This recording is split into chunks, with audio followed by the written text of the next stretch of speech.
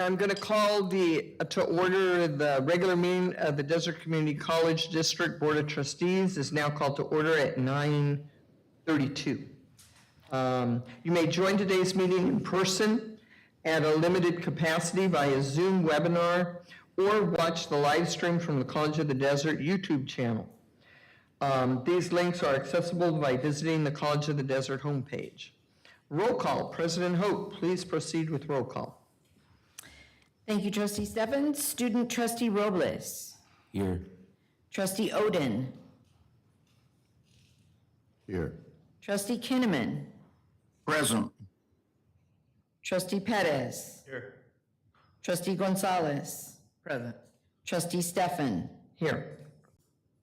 And at this time, I'd like to have the Pledge of Allegiance. If I could have Trustee Gonzalez lead in that, I'd appreciate it. Thank you.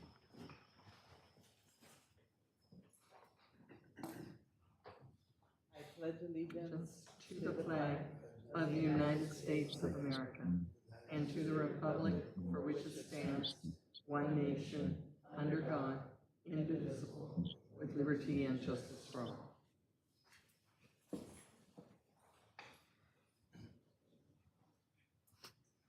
Thank you so much, Trustee Gonzalez. Agenda. Chair Stephan, I'm sorry to interrupt. Yes. Just for the record, I want to make it clear that Trustee Kinnaman is participating remotely today under the just cause provisions of the Brown Act. So just so the record can reflect that. All right, thank you. Okay, going back to agenda, board meeting agenda. Pursuant to Government Code Section 54954.2B2, the board may take action on items of business not appearing on the posted agenda upon a determination by a 2/3 vote of the board, or if less than 2/3 of the members are present, a unanimous vote of those present.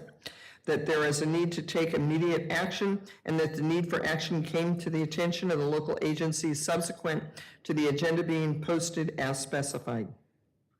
2.02, confirmation of agenda. Are there any additions, corrections, or deletions to the agenda for July 18th, 2024? Chair Stephan? Yes. Yes, something that was brought to my attention. I am aware it'll take 2/3 vote. It was brought to my attention this morning that is not on the agenda that I believe requires immediate action. It deals with record depositions, and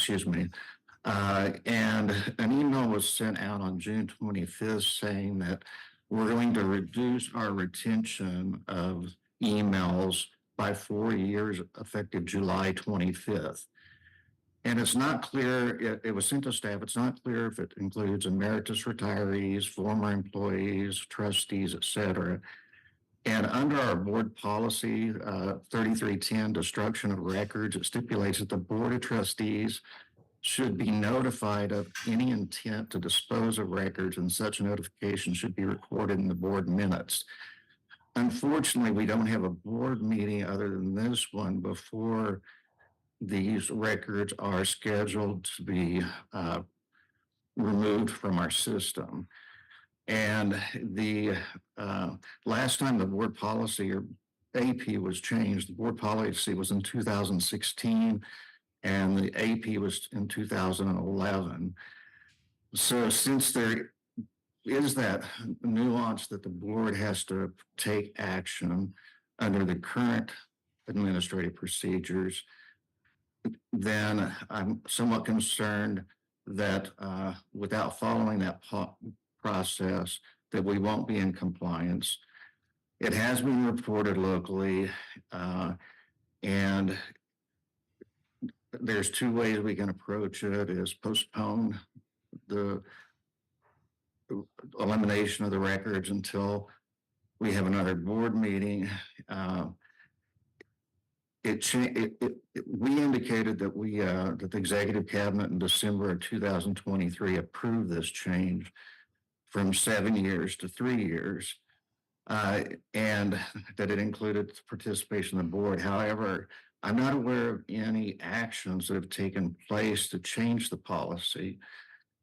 And in light of the existing public records lawsuit filed against the district by the city of Palm Springs, our forensic audit that's taking place, being compliant with ACCJC accreditation standards, I really think it's a high importance that the Board of Trustees perform their responsibilities and either take action on this item or that have a policy brought forward for our approval before records are disposed of. Okay. Trustee Kinnaman, do you mind if I respond? Not at all. So thank you for bringing that to our attention. I am aware that there was a story in the local media regarding this discussion point that's been occurring for some time. The executive cabinet did approve this change. It also went through the governance process. However, we're still in discussion about how to implement. Our director of IT brought this to us because indefinite records retention on our server is slowing down our effectiveness. We are entirely within compliance to go to a 3-year shift. However, we have not activated it because of the requirement of the policy that would not require the board to act, but would require us to inform the board. Many colleges go with a 2-year limit. We are proposing a 3-year disposal timeline, but we have not activated that change as yet. So while it has been in discussion and we are moving in that direction, I should also clarify that anytime there's a lawsuit or any concern related to records retention, we can flag those individuals' accounts and maintain their records as a result. So there will be no risk of disposing of necessary records. IT has already assured me of that. And I'd like to ask Jacob Knapp if he'd like to add some additional comments. But just want to make sure that the most important thing is this has not been brought to the board as an information item, which is what the AP requires. And so we have not activated this change as yet. Thank you, President Hope. Thank you, Trustee Kinnaman. The piece that I'd like to speak to on the request to add an item to the agenda is just a Brown Act clarifying point. The Brown Act does allow a board to add and what's regularly referred to as an urgency item to a board's agenda with a 2/3 vote. As it's stated in our agenda, the requirements to add an item to an agenda are that there is a need to take immediate action, A, and then B, that the need for the action came to the attention of the local agency subsequent to the agenda being posted. And again, I don't know all the ins and outs of this issue in particular, but I do know that, my understanding is that this is not a general issue that came to the agency's attention within the last 72 hours. As Trustee Kinnaman noted, there were emails, I don't remember the exact date, but last week or the week before. So I don't believe it would be appropriate under the Brown Act to add this as an urgency item to today's meeting. That doesn't mean that the board wouldn't have other options. And again, this isn't on today's agenda, but it sounded from what I heard from what President Hope just stated, that there's no intent to implement this, and there could be an opportunity to bring this forward at a future Board of Trustees meeting. The board could also always call a special meeting with 24 hours notice, but as far as today's agenda goes, I don't believe that this item, because of the timing, would qualify to add as an urgency item. I hope that makes sense, Trustee Kinnaman. Yes, just to follow up, the email that was sent out said it would be effective July 25th. So based on that, it would require us to not implement that. I read the policy differently on page 3. It specifies that the Board of Trustees shall approve, disapprove the recommendations of these documents being destroyed, and that and there's 2 samples of what the board president or the college president brings to the board for approval in that situation. And so again, just some clarity around this, because since there's not a board meeting prior to then, and then just the public perception of the timing of this in light of other things that lenses that are upon us. Uh, I feel like it's fruitful for us to have an open dialogue about what we're talking about destroying. Uh, because as I said, former employees, trustees, others would not have received an email that their records are going to be purged. And in the email, it also said IT would not be able to discover those emails if somebody requested it. So I think there's a lot of questions around that before we unilaterally destroy records, that as one trustee, I would just like to have a better understanding so that I can, in good faith, vote in support of it. I think that's fair, Trustee Kinnaman. I would just say that we have not, the memo went out indicating that that's how we were going to move forward. We have not implemented yet. And so, nothing has been changed. We are still using our 7-year cycle with the intent to go in this direction, knowing that we would need to engage the board, and we have not done that yet. So at this point, if it pleases the board, we can put an item on the August board meeting for more discussion, and I'd like to have our IT director be part of that discussion to give you his recommendation. And again, we have not activated this policy as yet. And it said July 25th, we're not going to activate it by, We have not done it. okay, so it will be after we have our discussion. Correct. We were already in the process of delaying. Okay. Is that acceptable, Trustee Kinnaman? That is just very acceptable. I think that's good for us. It'll be good for the public. And I appreciate President Hope entertaining a brief delay so that we can just all look at this and be comfortable with moving forward. So thank you very much for indulging me. Okay, thank you very much. Thank you for bringing that to our attention. Okay, are there any other additions, corrections, or deletions to the agenda for the July 18th, 2024 meeting? Seeing none, the agenda stands approved as amended. This time, public comments, requests to address the Board of Trustees regarding regular agenda items. Remote public participation is allowed and will be accepted in person by email to otp@collegeofthedesert.edu during the meeting and submitted for the record, or by using the raise your hand function by joining the Zoom link. Pursuant to District Administrative Procedure 2345, each speaker will be allowed a maximum of 3 minutes per topic. 15 minutes shall be the maximum time allotment for public speakers on any one subject, regardless of the number of speakers at any one board meeting. At the discretion of a majority of the board, these limits may be extended.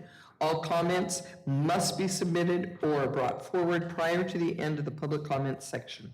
As an additional note, this item is intended for members of the public who wish to speak regarding regular agenda items. An opportunity to address the board on matters not related to the agenda will be available during item 17.01 of today's agenda. And Irene, are there any public comments that we have received? Anybody that wishes to speak? There's no public comments, Trustee Stefan. Thank you very much. At this time, we'll go into public updates. New employee announcement. President Hope, please help us introduce our newest employee appointments. Yes, thank you. If I can ask IT to introduce the screen that has the names of our newly appointed employees. There we go. So we have Esmeralda Shaiz, CalWorks Program Specialist, Juan Jose Moreno Ibarra, Counselor at ESLN, Rebecca Moreno, Counselor and Coordinator in CalWorks, Paulina Rodriguez, Counselor, Disabled Students Programs and Services, and Philip Salas, Counselor from Next Up. And I want to point out that one of the things that's really important about this particular list of employees is all of these positions support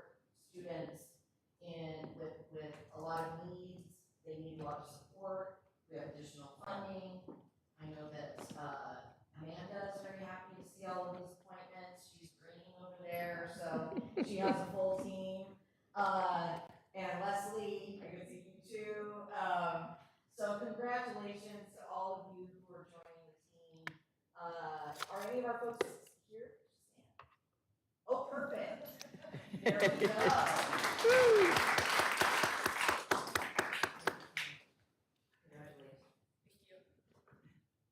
Thank you, President Hope, and congratulations to our newest employees. At this time, we'll move into the minutes. Approval of the regular meeting minutes. Are there any additions, corrections, or deletions to the regular meeting minutes of June 20th, 2024? If there are no corrections to the minutes, they stand approved as presented. And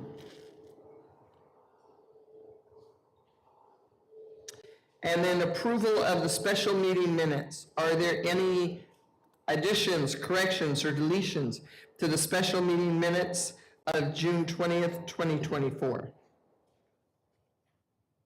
If there are no corrections to the minutes, they stand approved as presented. This time, we'll start with the reports. There's a 5-minute time limit on all reports. Associated Students of College of the Desert. There is no report from them today. We do have Caden approaching the podium. Ah. ASCOD president. Come on, Caden, Caden. come on forward. Hey, Caden, before you start, can you introduce yourself and tell us a little about you? Of course, my name is Caden Olson. I'm a second-year concurrent enrollment student here at COD. I'm an active member of the MESA program. I'm in their internship currently going on, teaching students about robotics. I've been in their winternship, which teaches STEM students how to conduct research properly on the campus, not on the campus, but in their field.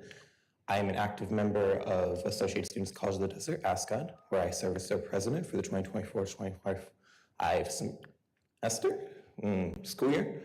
And this is my second year with them. I'm an active member across clubs, and that's about all for myself. As for what ASCOD has been doing, we just got all new members for the 2024-2025 school year. Even though it is a summer semester, we've still remained busy. We have held a 2-day training session from the 25th to the 26th of June, where we learned from our previous student leaders and staff about the proper procedures and what we would be doing in our roles to further enhance our abilities to lead and govern our student body. As for what we have coming up, we have our first meeting on the 22nd of July, this Monday, from 2 to 4 p.m., where we will discuss and prepare for the fall 2024 semester. That's all. Thank you very much. That was an excellent report. College of the Desert Foundation, Catherine Abbott submitted a written report, and I hope all my fellow trustees will read it. She is also here. Would you like to give the report orally? I thought I saw her out there before.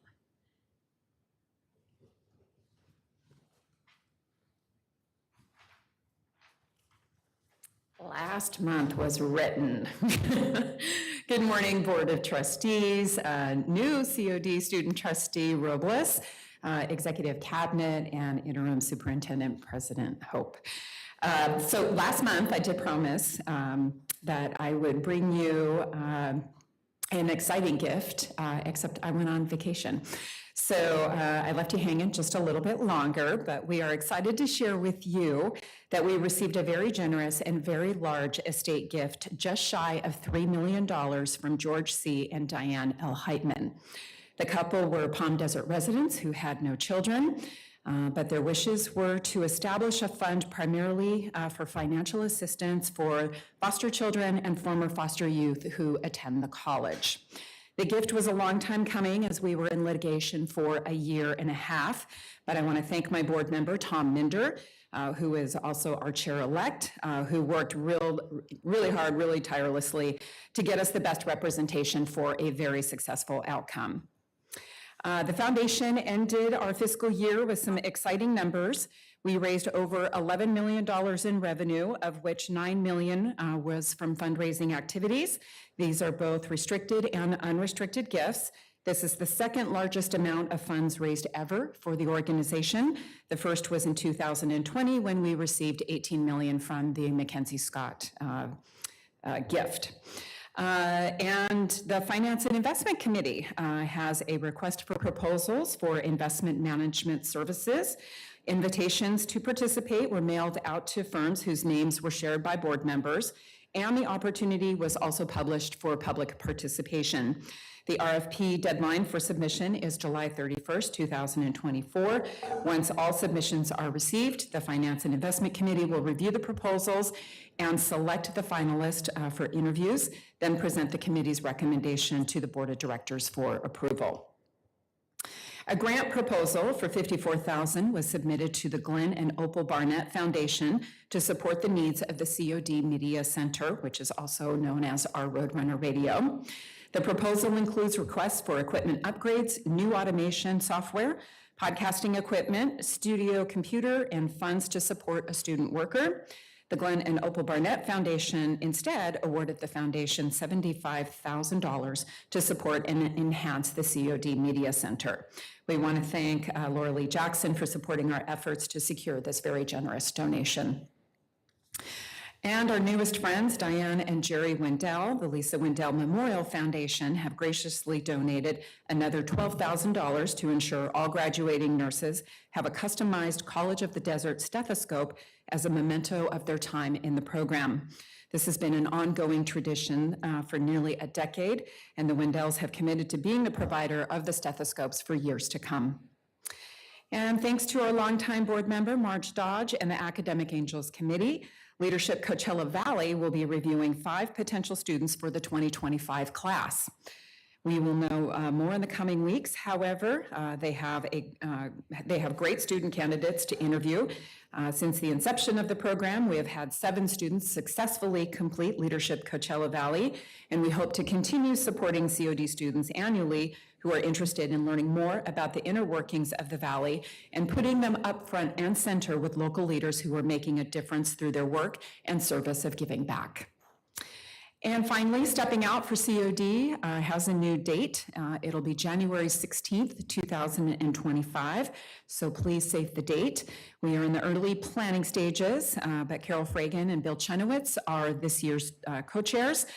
Next year's event, so it's in 2025, will be a gala format rather than hiring a expensive entertainer. So we have exciting changes to come, and we are excited to share those changes with you as we have more information. So thank you. Thank you very much, and thank you to our donors. The California School Employees Association, CSEA, Omar Fimbris, CSEA President. And Omar is here present today.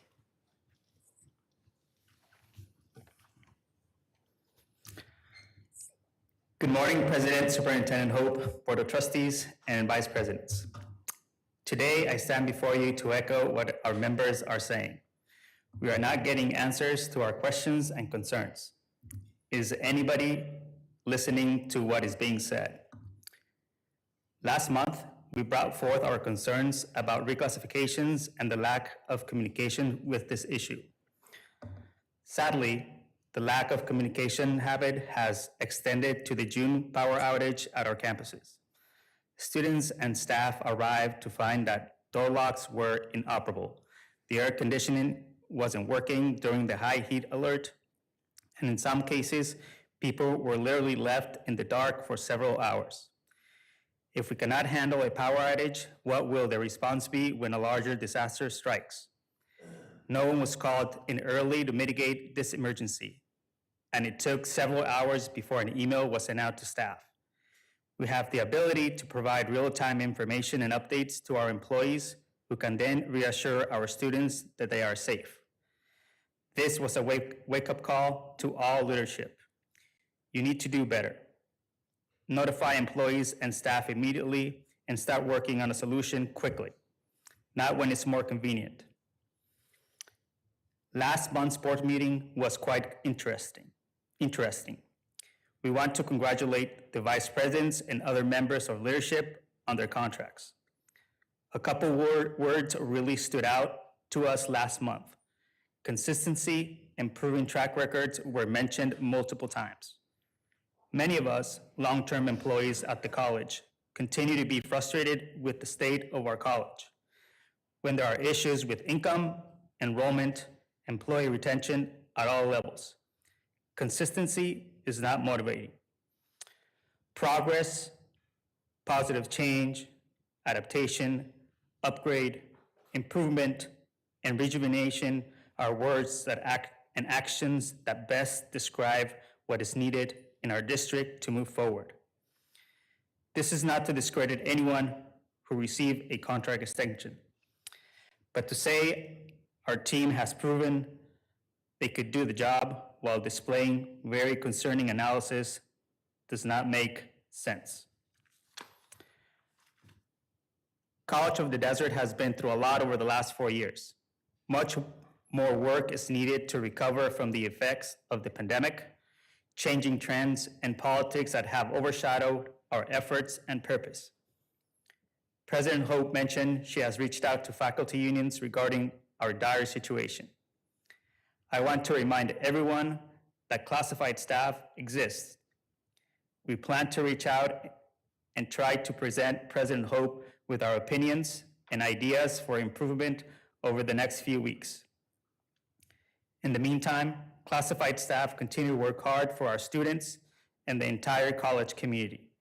We refuse to let the summer heat slow us down. On July 28th, I will join 3 other CSEA members who will travel to San Jose, California for the 98th CSEA Annual Conference. Our team will engage with members from across the state to discuss challenges, exchange ideas, and debate resolutions. We are excited to represent our COD classified members at this annual event. Thank you for the opportunity. This concludes my report. Thank you very much. And College of the Desert Adjunct Association has no report and no one's here. College of the Desert Faculty Association, no report and no one is here. Academic Senate, again, no report. It doesn't seem to be anybody here. Governing Board, if I could have Student Trustee Robles, would you like to start with your report, please? Yes, good morning, everybody. In my first meeting, I wasn't able to provide any information about myself as an introduction, so I just wanted to let everyone know my name is Felipe Robles. I am currently in my second enrollment phase at COD. I was able to graduate with a kinesiology degree, but after attending Cal State Fullerton, I had to drop out of the program during the COVID pandemic. So after a few years of reshuffling, I am now back integrating into the system to focus in health services.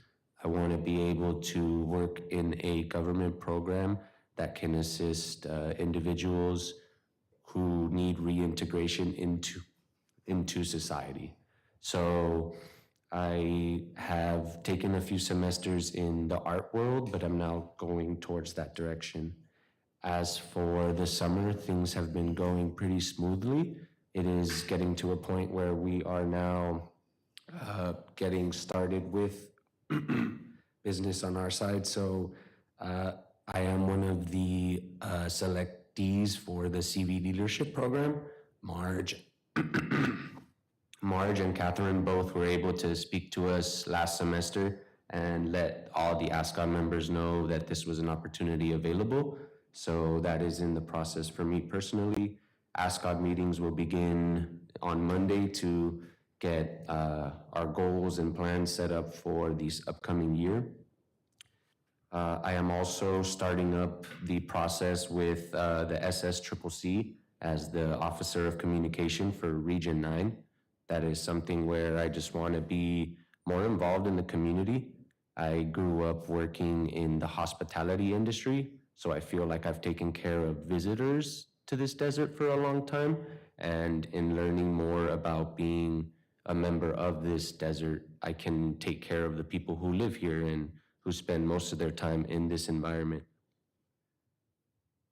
Carlos and I will also be attending the student trustee training in August, we will be traveling out to Los Angeles so I can learn more about this position that I'm stepping into and will just continue to improve from here. That is all. Thank you. Thank you very much. And Trustee Perez. Thank you, Madam Chair. No report for me today. Just want to, welcome our new employees and, keep encouraging everybody to stay hydrated, stay cool. It's hot out there. Thank you. Thank you. Trustee Oden? Thank you. First of all, I'd like to thank President Hope for providing the information on the lead certification. I'm not sure if everyone has it. They do not. Okay, because it was something that I requested, and I would look forward to everyone just having that as a tool, as a resource, so when people ask why we do certain things, we'll have an answer for them. I was in Indio at the campus on Tuesday, and boy, it is really something. It's before it just felt like two buildings. Now it feels like a campus. It's really very nice. I can't wait for the opening. It's a good thing for the college and a good thing for the city. Last month on the 26th, I attended a basic needs grant webinar. And a few years back, I co-taught a course here on basic needs with our department chair at the time, Linda Emerson. And so I thought we had a basic needs grant here, but we do not. We do receive funding for basic needs. Yes. And we also receive funding for basic needs from partnerships with organizations like Find Food Bank. Would you like Val Martinez Garcia to speak to that? Okay. We use the term basic needs, but it's not the national basic needs grant, is it? You're talking about a federal grant? Yes, yes. Okay, no. The federal. Yeah. No, we have state dollars for basic needs. That's correct. Okay. All right. Yes, you can say something about it, sure. Yeah, it's all part of our Strong Essential program or our Roadrunner Essential program. So our basic needs covers our food bank. Under it also is our Roadrunner Express. Much of the other services for students that you see, it's in support of their outside of classroom needs, their hygiene, things of that nature. So yes, we have monies available through the state and as well as some private donations and grants that we have. And collectively, we pull it all together to be able to put our Strong or Roadrunner Essential program together. Okay, I just thought that the deadline is coming up for this particular grant, and based upon some of the goals that we have set for the college, and especially when it comes to addressing the minority males in our community, Black and Latino, I think that this grant was perfect. So if it's possible to secure any additional funds, I think that would be great. I also attended a webinar on AI, and along with President Hope and Nicholas and Irene, I attended a meeting in the Desert Highland Gateway Estates community of Palm Springs, which is basically the Black community in Palm Springs. It was Black, it's Black and Latino, pretty much. But it was quite enlightening.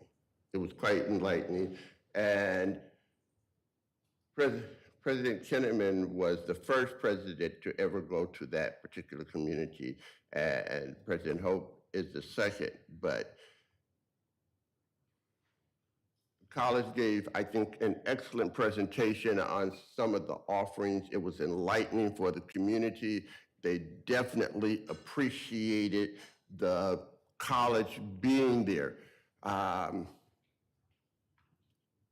there was also this undercurrent of anger and disappointment from the community because of the lack of the college, and especially since it was initially to go into that community.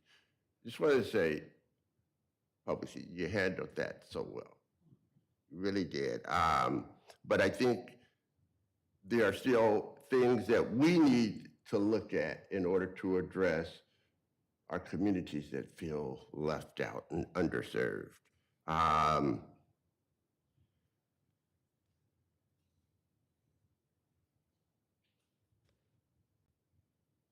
And that covers my report. Thank you. Thank you. And I'd like to hear more about some of those, as I think our fellow trustees would too, okay? Trustee Kinnaman, are you there? Thank you.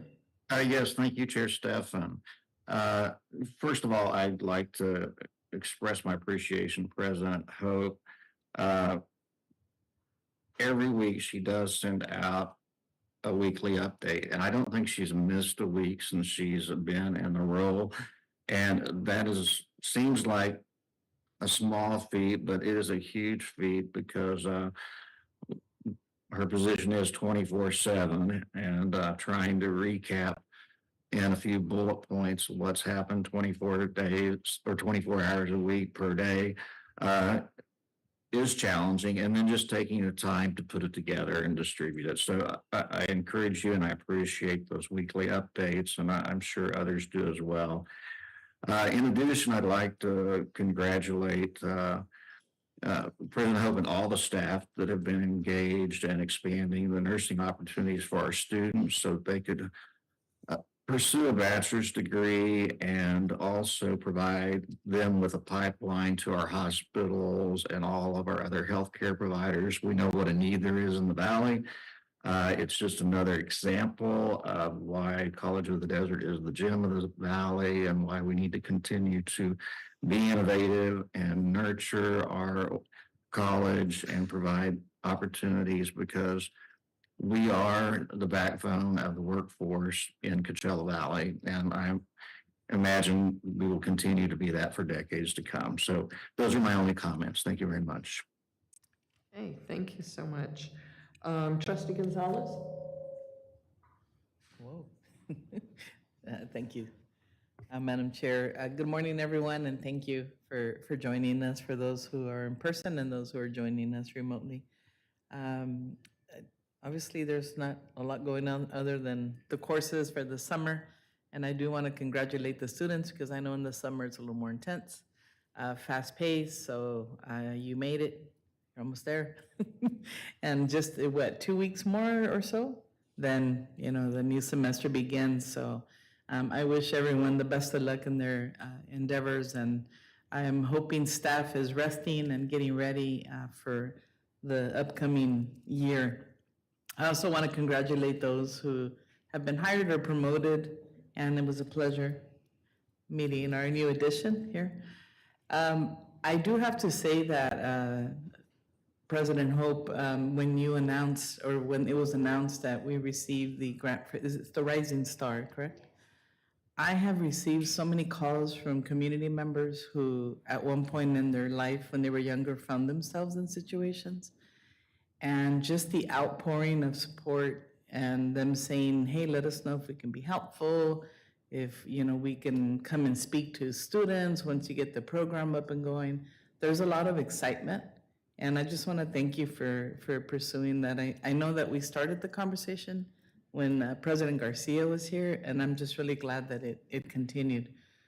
So I really do appreciate all the work that's being done and really embracing all of our community. And, as Trustee Oden mentioned, we still have some populations that might feel disenfranchised. And I think, in being here, there's so much progress that has gone on in that short period of time coming out of the pandemic. Trustee Robles, I really want to thank you for sharing your story with us this morning. Really take it to heart. I can tell that you're a person of service, and I connect with you there. And I just want to say thank you, because it takes a big heart to want to take care of your community, right? It's not an easy thing to do. Other than that, just really excited for the possibilities. As Trustee Kinnaman mentioned, I'm excited for the opportunities to grow our nursing program. You know, I wish we had like this giant campus and it was all for nursing, and it would probably still have a waiting list, right? And I do know that there are some medical professionals in the community who have also reached out, and I'll have a little more conversation with you, President Hope, with that one. But there's a lot of folks out there that are interested in partnering with us, and I just think it's just great to see the outpouring of the community and the support that they continue to provide us here at the college. With that, you know, just hoping we move forward. CSEA, I did hear you, and I'm sure President Hope, you can brief us on what occurred, and everyone here is seen and heard. I know as a trustee, it's a little more difficult. We're a little more removed from, any of that direct contact, but I do have faith in that our leadership will continue those fruitful conversations, and hopefully, we can come to an understanding collectively. So with that, Madam Chair, that's all for me. Thank you so much, Trustee Gonzalez. And I'm going to make my report today very, very short. I just want to caution everybody to take care of themselves. I really appreciate everybody that's working so hard through the summer. And those that are taking the time off, I hope you're getting the rest and relaxation so that you'll be rejuvenated for the fall, because the fall starts in August here and it's still hot. So I hope everybody is taking care of themselves, and I appreciate everybody that is working through the summer and keeping us going, and the students that are working so hard on their getting caught up on courses or getting ahead or just starting out on their coursework and during the summertime. And we look forward to August. I think we will have already started when we have our next board meeting. And that's kind of exciting too. So I'm going to conclude my report there. Superintendent President Hope, would you like to provide your report, please? Yes, thank you so much, Chair Stefan. My report will also be somewhat short because I had an opportunity to take some vacation in June. It was lovely. And so really appreciate everybody holding down the fort while I took some vacation time. My husband and I really appreciated it. I do want to note that today is the first board meeting for College of the Desert's new interim CIO, Misty Burrell, who started on July 1st. So welcome, Misty. She hit the ground running and took a team of deans along with Val Martinez Garcia to an enrollment management conference this week down in San Diego. So they've been working hard and collaborating already in order to continue to chip away at enrollment issues and increase opportunity for students. I also want to thank the board for their compliments about the fact that the college has been identified by the Chancellor's Office to be one of the programs that is eligible for funding for nursing expansion. I saw Sarah. Where's Sarah? Sarah, so if I could acknowledge you and Dean Plunkett for all the work that you are doing. We're doing some renovation right now in order to create expansion, but we will be doing more. And it's a real testament to the quality of the program that it's so well known and so well supported in the Valley. And so we're very excited and honored to be identified. But I will say there's another thing that we're not surprised. We think we deserve it. Would you agree, Sarah? Absolutely. I also wanted to comment on attending the Desert Highlands meeting with Trustee Oden. And I want to thank Nicholas Robles, who also came to the event, and Irene Morales, who organized it. We provided an overview of the Palm Springs campus plans and discussed dual enrollment and other access opportunities for students. Personally, I was really deeply moved by their stories and their desire for access to college in the community.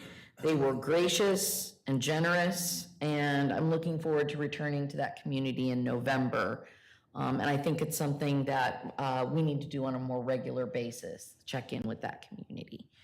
So thank you, Trustee Oden, for introducing me to that community.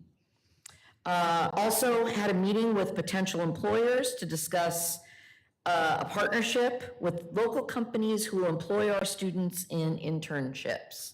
I have 2 employers who are making commitments for 5 students each, and we're looking to get between 5 and 15 employers total who will employ 5 students. So working with the foundation and our local team here, it's an exciting effort, but it's in very early stages. Also want to note that we implemented a new auto award function here at College of the Desert so that students who are working on certificates can have their certificates auto awarded. They don't have to apply to get them. From what I just heard this morning, an additional 400 students are going to receive auto awarded certificates.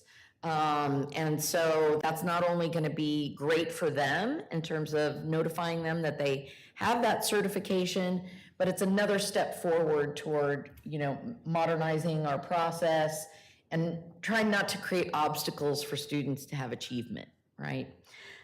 So I'm really proud of that and very thankful to the student services team for putting that together.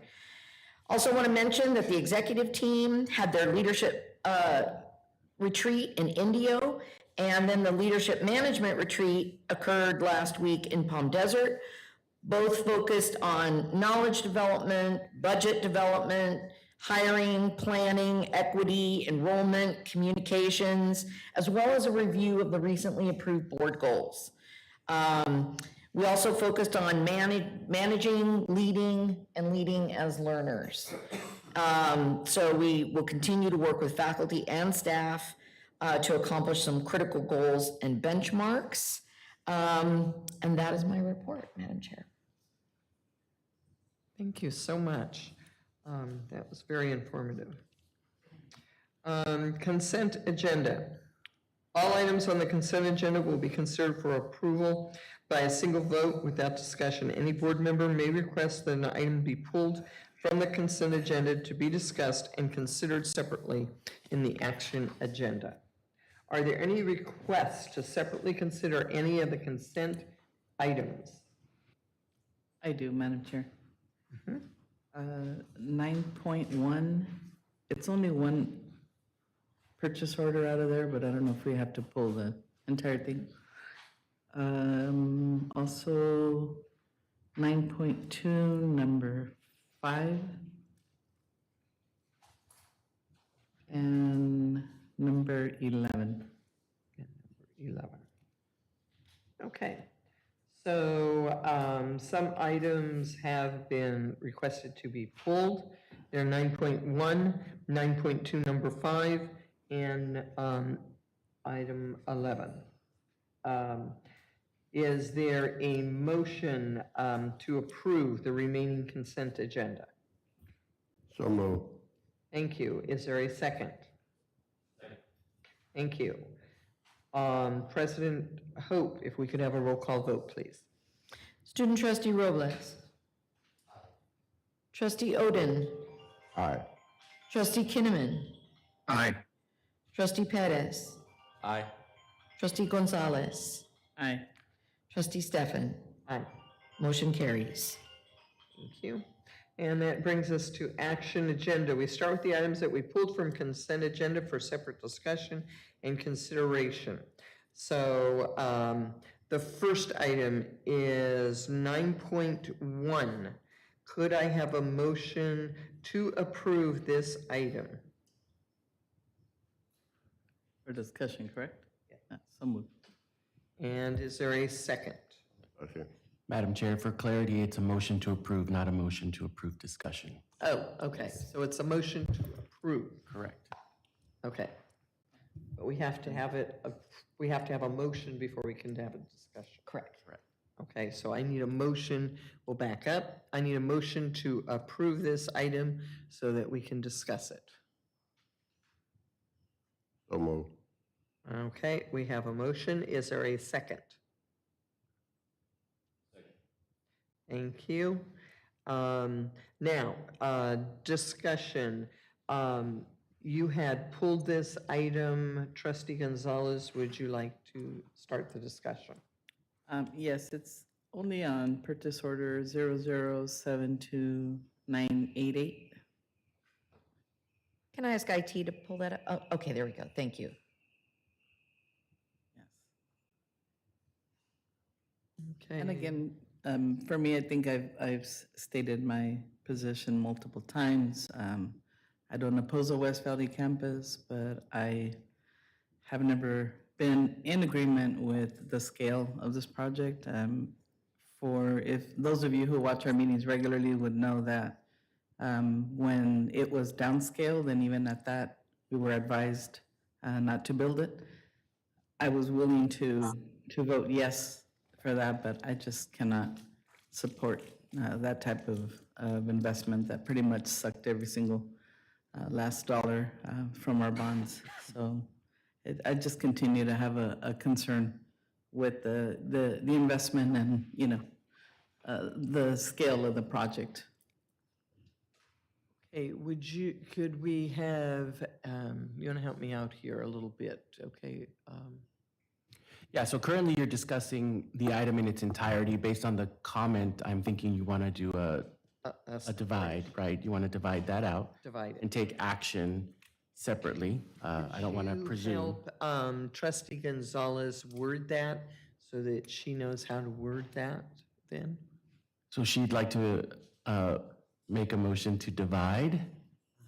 If you could put that item back on the screen, please, IT, so I can quote the correct number. Thank you. She'd like to divide P0072998 from the rest of item 9.01.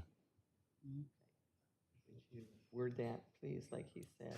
She could just say so moved, and if you accept it, Chair. I'd like for her to get the Perfect. experience. I'm sorry. I apologize for interrupting. Yes, I would like to separate that item. Separate out item. Yeah, PO 0072988 from the rest of it. Okay, so that we take them separately. Okay. True teacher here next to me. So now, we are Repeat after me. considering that item first, right? So right now you have a motion on, you have a motion to, you need a second? I need a second. Correct. This is to divide it. Correct. Okay, so I need a second to this motion to divide this item out. Second. Thank you, Trustee Perez. And is there any discussion on dividing the item? Seeing none, could we have a roll call vote on dividing this item out? I know. I gotta get ready to. Student trustee Robles. Aye. Trustee Oden. Aye. Trustee Kinnaman. Aye. Trustee Pettis. Aye. Trustee Gonzalez. Nay. Trustee Stefan. Yes, this was to divide it out, Yeah. not to Sorry. approve any. Not to approve it. So, It still carries. I'm only halfway through my coffee, dude. okay, About 10 more minutes. now, could we have a motion to approve all of the items in what was formerly 9.1, which is now 11.1, is that correct? Madam Chair, what you have on the table now is two motions. You have one to approve everything except P0072998. So you have now discussion on approving everything else and move to a vote. Yeah, that's what I Then want to do. you don't need another I motion don't because need they're another already motion. on the table. Okay. Yes. Okay. So now we're going to discuss the rest of the items on what was formerly 9.1 is now 11.1. Anybody have anything to discuss on any of the other purchase orders?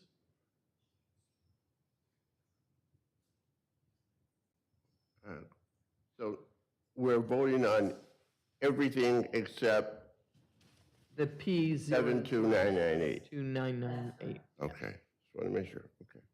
Okay, no further discussion. Everybody knows what we're voting on at this point. Okay, so at this time, if we could have a roll call vote.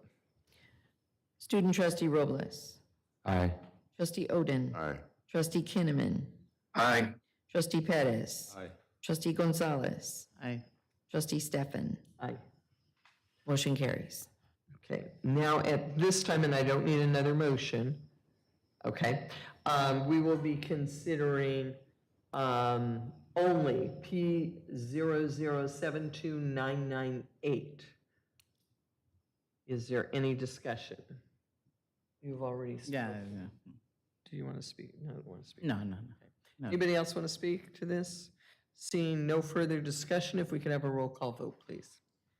Student trustee Robles. Aye. Trustee Oden. Aye. Trustee Kinnaman. Aye. Trustee Perez. Aye. Trustee Gonzalez. Okay, now it's my knee. Trustee Stefan. Aye. Motion carries. Thank you. Okay, the next item that was pulled was item 9.2 and just number 5 in that. If we could get that pulled up somehow.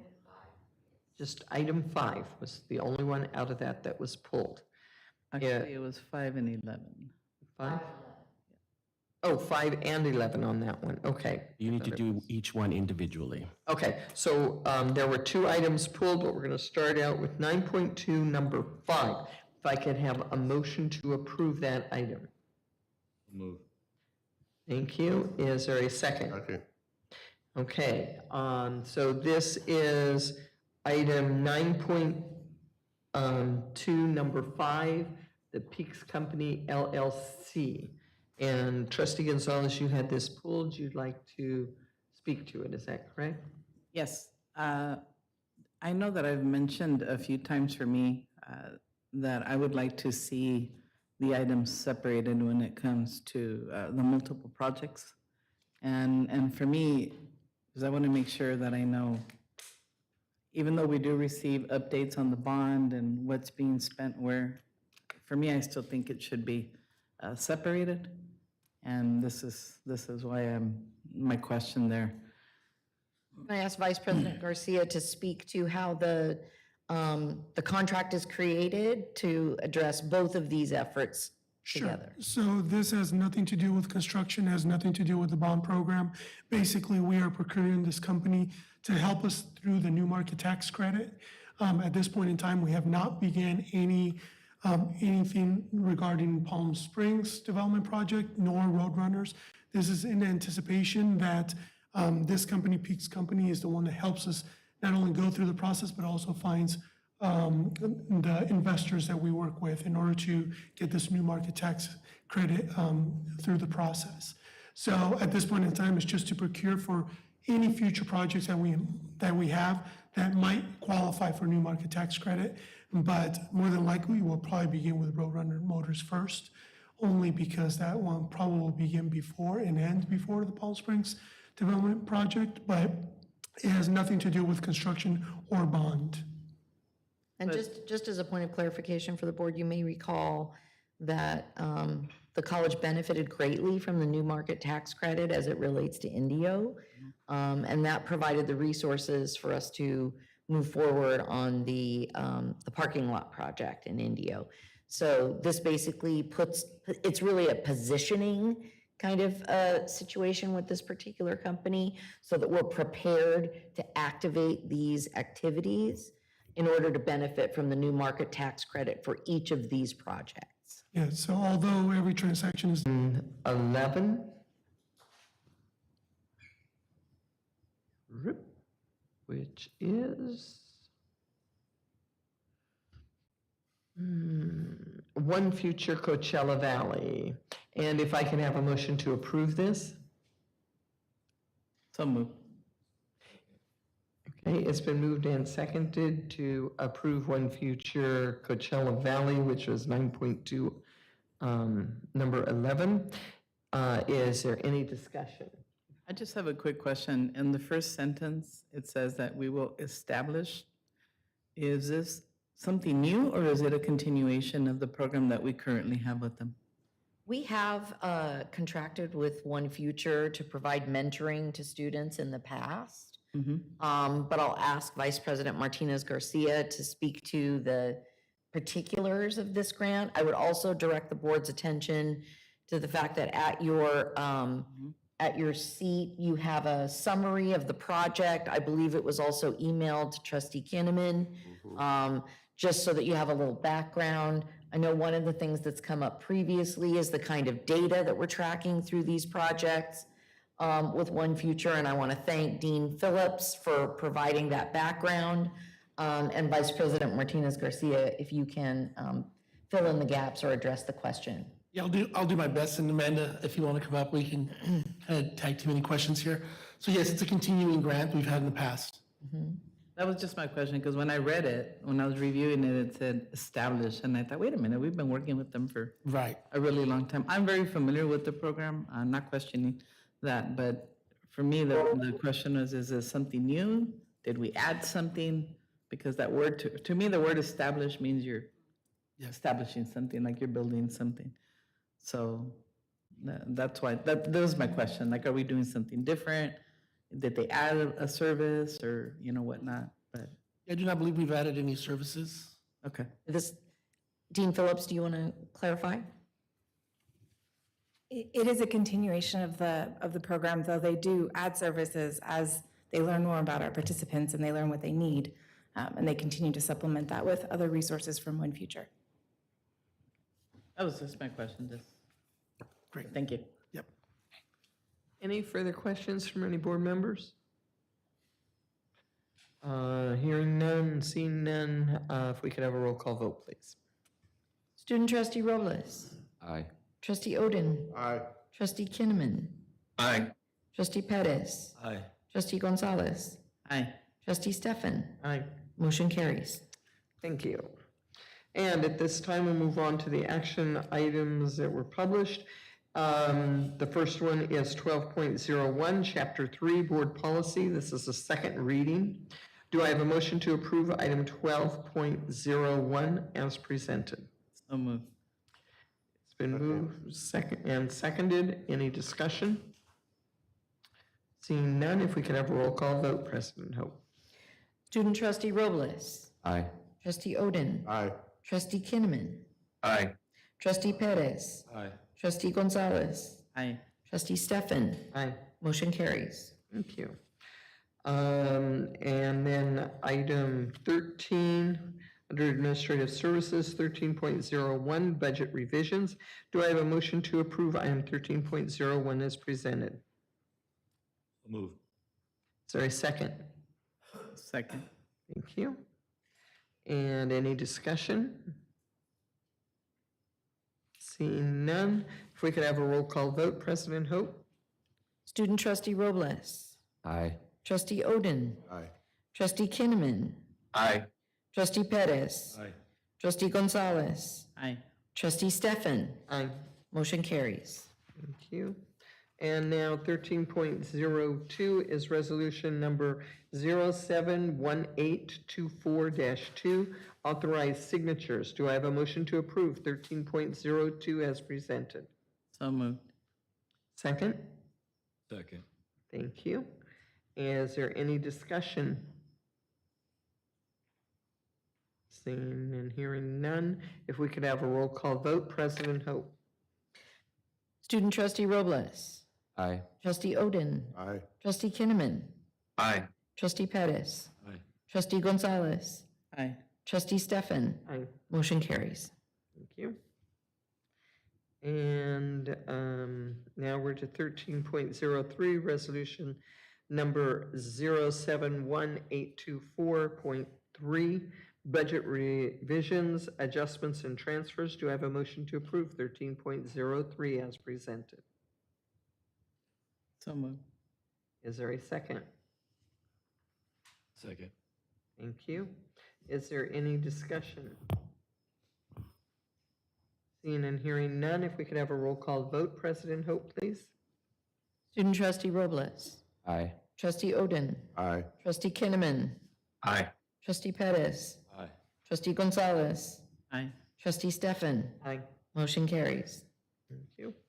And now we'll go into item 14, action for instruction. 14.01, this is resolution number 071824-1 to authorize designated personnel to sign California Department of Social Service documents related to licensing of the Indio Child Development Center. Do I have a motion to approve item 14.01 as presented? I'll move. Oh, sorry, I'll second. Okay, we have moved. We're and- excited for that one. That was great. We moved and seconded that one very quickly. And any discussion? Not seeing or hearing any, so roll call vote. President Hope, please. Student trustee Robles, Aye. trustee Odin, Aye. trustee Kinnaman, Aye. trustee Pettis, Aye. trustee Gonzalez, Aye. trustee Stefan. Aye. Motion carries. Thank you. And at this time, we'll go into information. Administrative services, 15.01, traditional design build delivery method for the Indio surface parking project.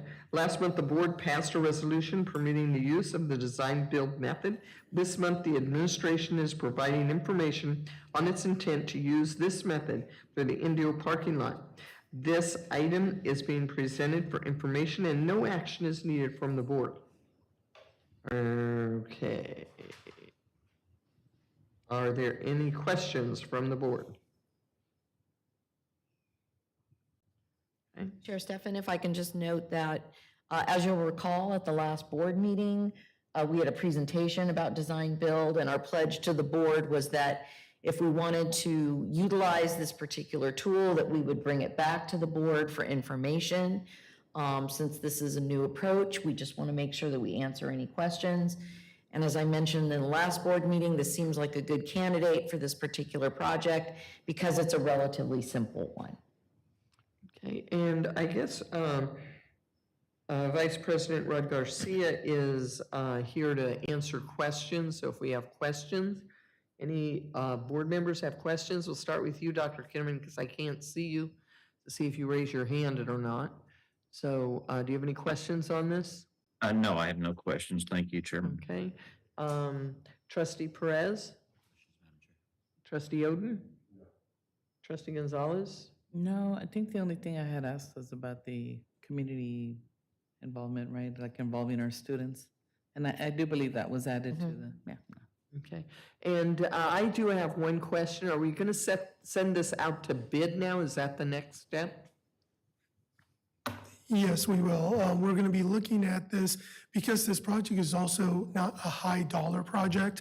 We're going to be looking at who is actually interested in during an RFP process for a design build entity, and then we'll determine from there based on the interest in this project, well, whether we're going to continue design build or not. But yes, we will be going an RFP process. Okay. The other thing that's worth noting is that the board approved a 40-year lease contract with the city of Indio today for $1 a year in order for us to build the parking lot to make it available to students and staff at Indio. It was in one of the items It that we is. approved. Yes. I actually do read my agenda.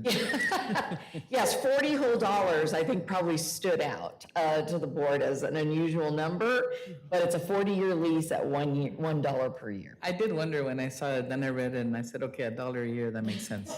40 bucks.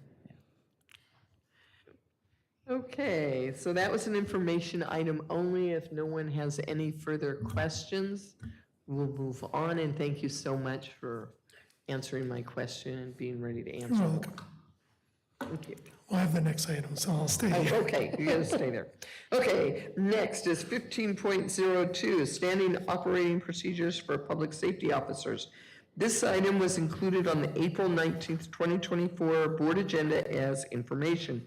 However, the attached document was an incorrect version. The correct version has been included here. Again, this item is being presented as information only and no action is needed. Are there any questions from the board?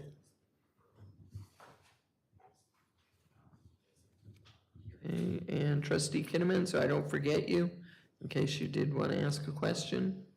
No, I'm fine. Thank you, Madam Chair. Okay, thank you. And 15.03, budget update. President Hope, could you please help us introduce this item? Yes, thank you, Madam Chair. Despite the fact that the board received a budget update at the last board meeting, the one constant is in California is the volatility of the budget. And so as things evolve, I want to make sure that the board stays informed about any changes because it's affecting planning and also some of the strategic decisions that the college is going to need to make. It's important too because we are in the process of doing contract negotiations. And so within that context, I've asked Vice President Garcia to apprise the board of the latest information as it relates to California Community College's budget. Thank you, President Hope, Madam Chair, Board of the Trustees. So as I mentioned last month when we were doing the tentative budget update, normally not many things change from year to year when we're talking about May revised to June. But this year is a little different, and some of the significant changes is one of the things that I wanted to talk about today.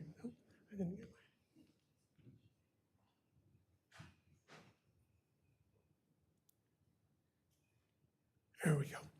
So some of the significant changes that we've had since I was up here last month is our deficit for 2023-24.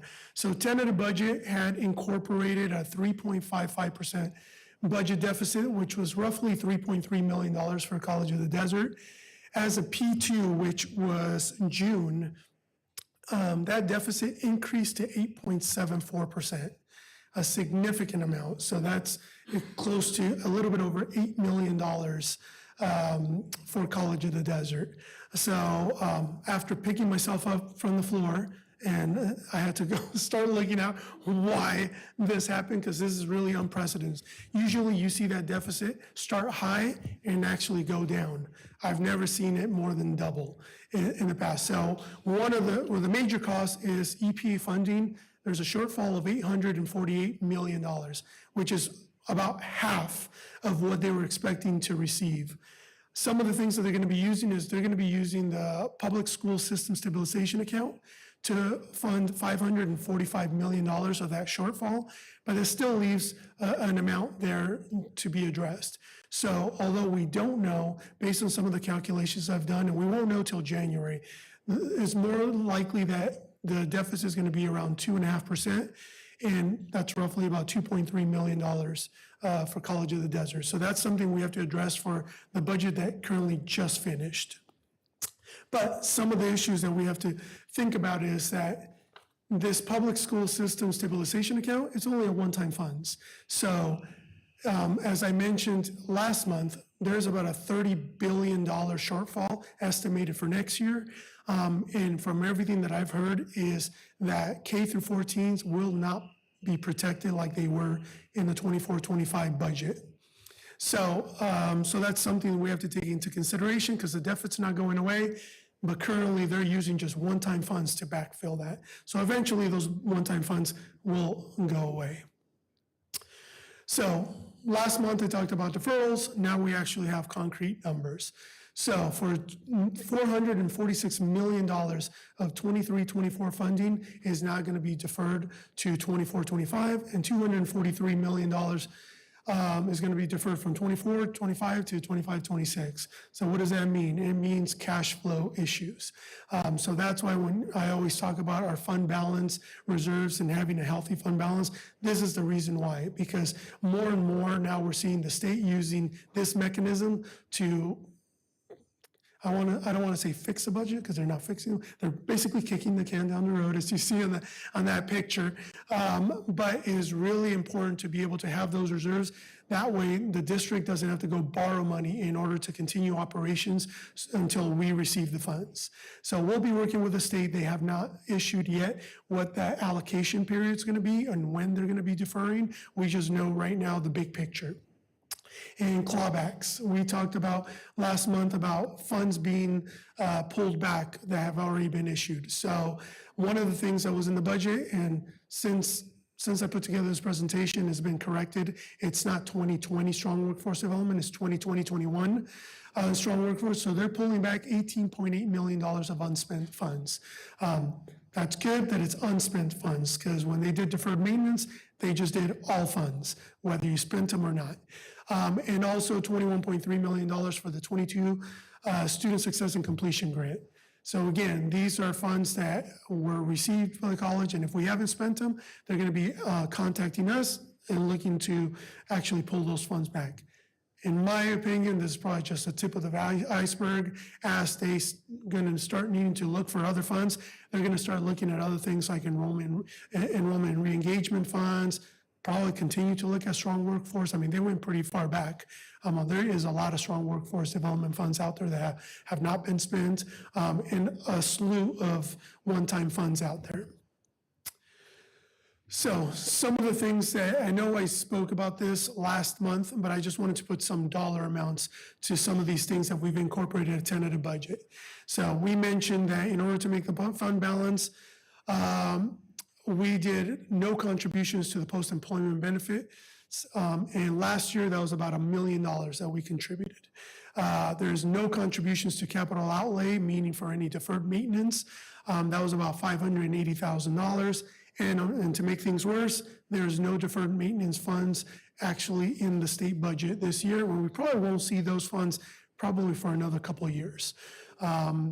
There is little to no ongoing contingencies. Last year, that was about $3.8 million. So what does that mean? That means that all the revenue that we've received, we have earmarked and allocated out. So there is really no cushion outside of any vacancy positions that we have on the books that we have currently not filled. So you can see, just to make the budget balance for 24-25, we've cut about $5 million from the budget. So those are things that we had available to cut. If this continues, more than likely, 25-26, those funds will not be there in order to cut. So we'll have to have some serious conversations if this continues. If I can just kind of punctuate that moment too, Vice President Garcia, for the board. The reason that we're bringing this back and we're starting to have conversations about proactive, strategic decisions that we can make is because even though the state may be kicking the can down the road, we cannot. We have to anticipate those deficits.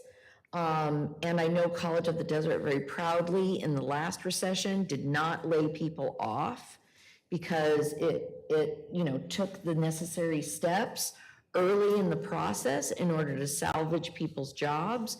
And we want to make sure that we do the same thing so that we can continue to serve students, maintain people's employment, and continue to function at top capacity. So unless we start taking some of these shifts seriously now, we won't be able to do that. So I just want to sort of emphasize the fact that we can't always just be responsive to what the state is doing. We have to anticipate that. Yes, and then if you remember from the previous slide, if that $8.1 million were to materialize, that would basically be about close to a third of our fund balance. So as you can see, we cannot continue down that path. But some of the different things that also changed since tentative budget, when we put together the tentative budget assumptions, we used the estimated amount in FTEs that we knew at that point in time of 9,625. Since then, we've submitted our P3, which is our annual, not our final one, but that is an estimated 9,246 FTEs. So as you can see, it's close to 400 FTEs lower than I anticipated. So that's something that I'm going to have to take into consideration when I'm putting together the proposed budget, and I'm going to be working with Misty, our VP of Instruction, very closely to work on our projections for next year. So, but currently, what that means is in the tentative budget, I had a 2% growth restoration for the next 2 years. In order to hit that 10,000 by the end of 25-26, that needs to go up by 4%, which doesn't sound like much, but is pretty aggressive, and you'll see why in the next slide. I can clarify too, Sure. Part of the reason for that reduction is that Vice President Borrell found an error in the calculation. And so that's part of the reason why we made that adjustment.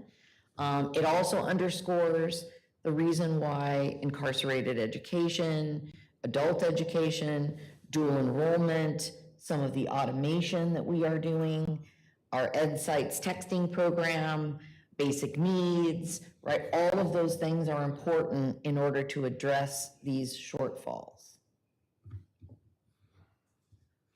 And then when we're talking 2, 4, or whatever percentage, so this just gives us basically just a historical look.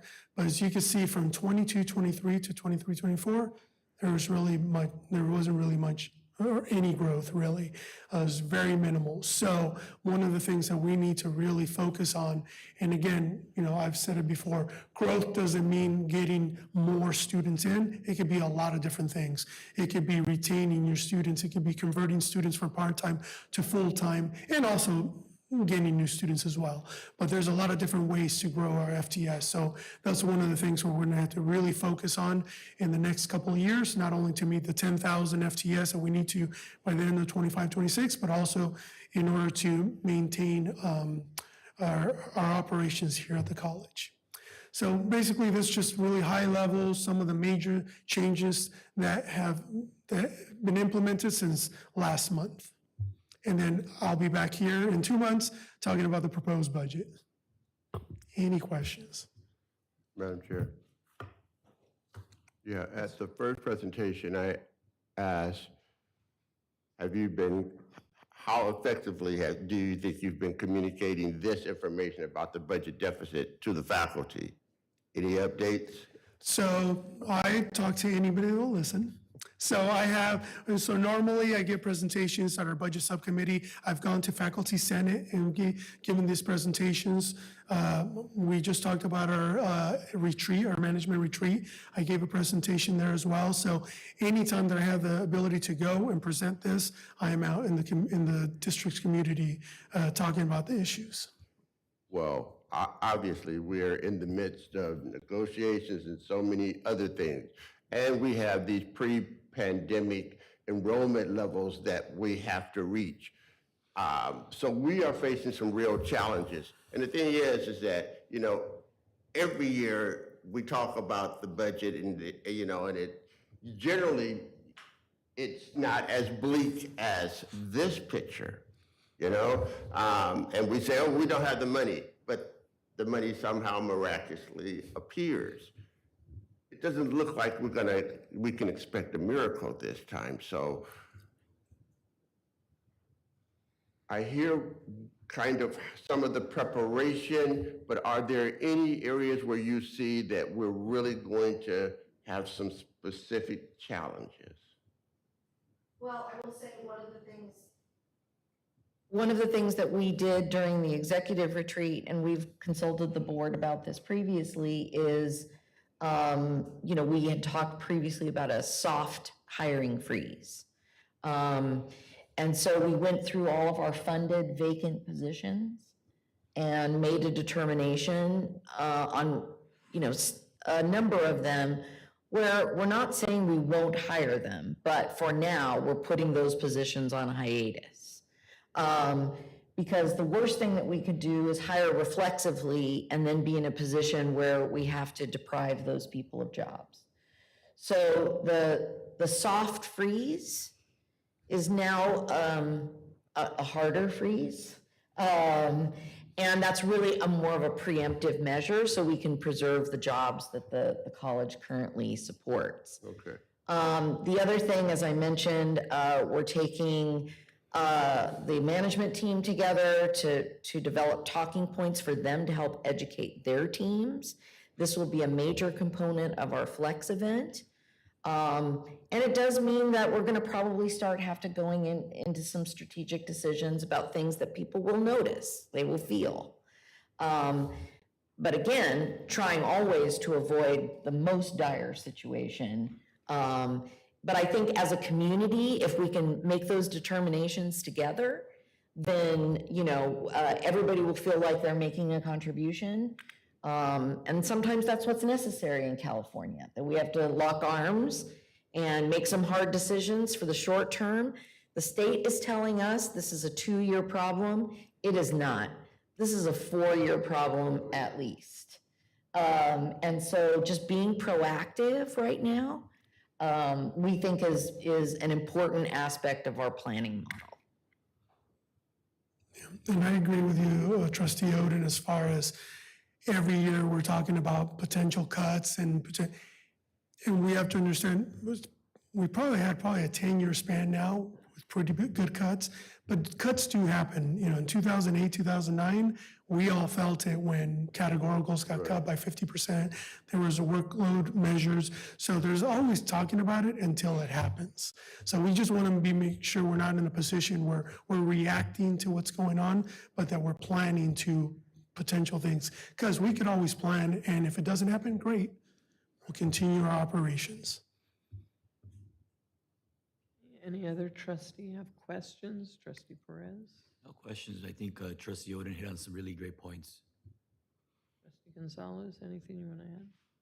No, I agree. You know, Trustee Oden, I think, highlighted a lot. I know it's a difficult situation, right? Because there's always revisions and trailer bills and just so many things that can occur. So it makes it difficult, right, at times to make decisions because what may be good now won't be good in 6 months. So, you know, I really applaud the leadership here because it's tough. It's really difficult, you know, to be able to, especially with everything that's been going on in the last couple of years.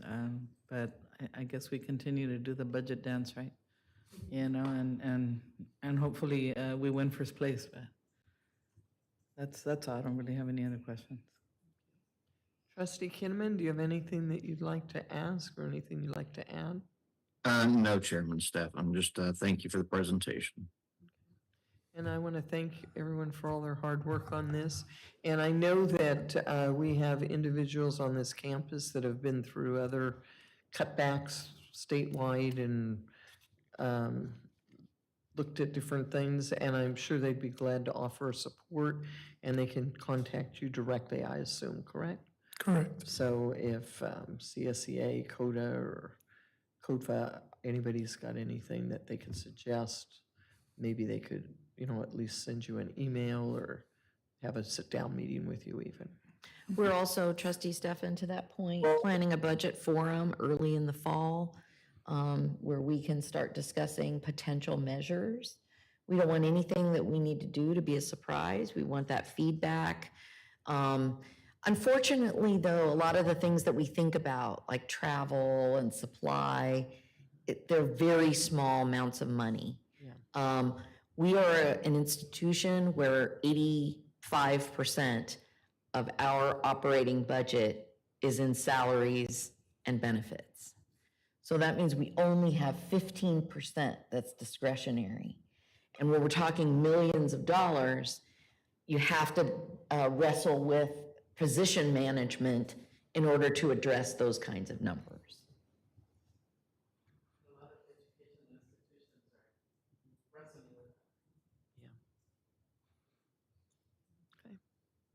So I want to thank President Hope and Vice President Garcia for this presentation, for being honest with us and presenting us with the facts. And as they continue to come in, please continue to update us and keep us abreast of what's going on. We might not want to hear it, but we need to hear it, and we need to try to figure out what we can do to help. Okay. Thank you. So please, thank you again. And we'll move on to 15.04, the gender-neutral restroom update. President Hope, could you please help us introduce this item? Yes, thank you, Madam Chair. This is something that's very important to the campus community, and I've gotten a lot of feedback from faculty and staff, as well as students on this particular item, and it's been part of my Monday Minute for about a month. At last board meeting, Trustee Kinnaman asked specifically for an update, which will benefit the public. And so I've asked Vice President Garcia and his team to give a formal update to the trustees today. Thank you, President Hope. So we've identified close to 50 locations that we're going to be doing the conversion.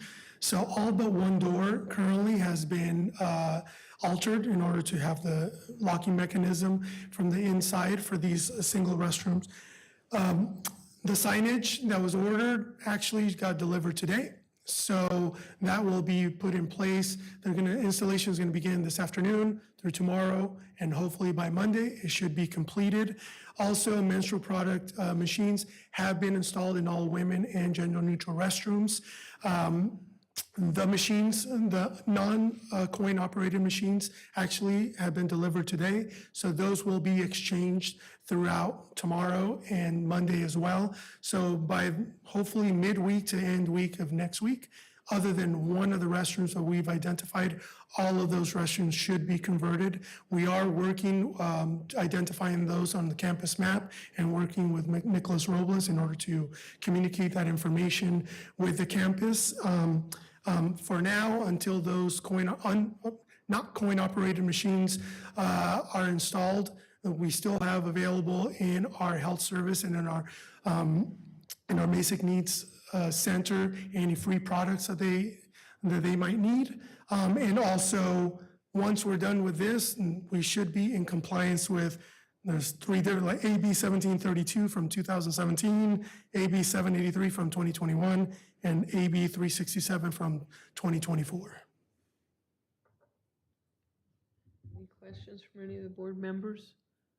And I want to thank Mark and his staff for identifying all these restrooms and for working really hard to get all this equipment and locks changed and signage. It's sometimes it sounds like an easy process, but sometimes it's not.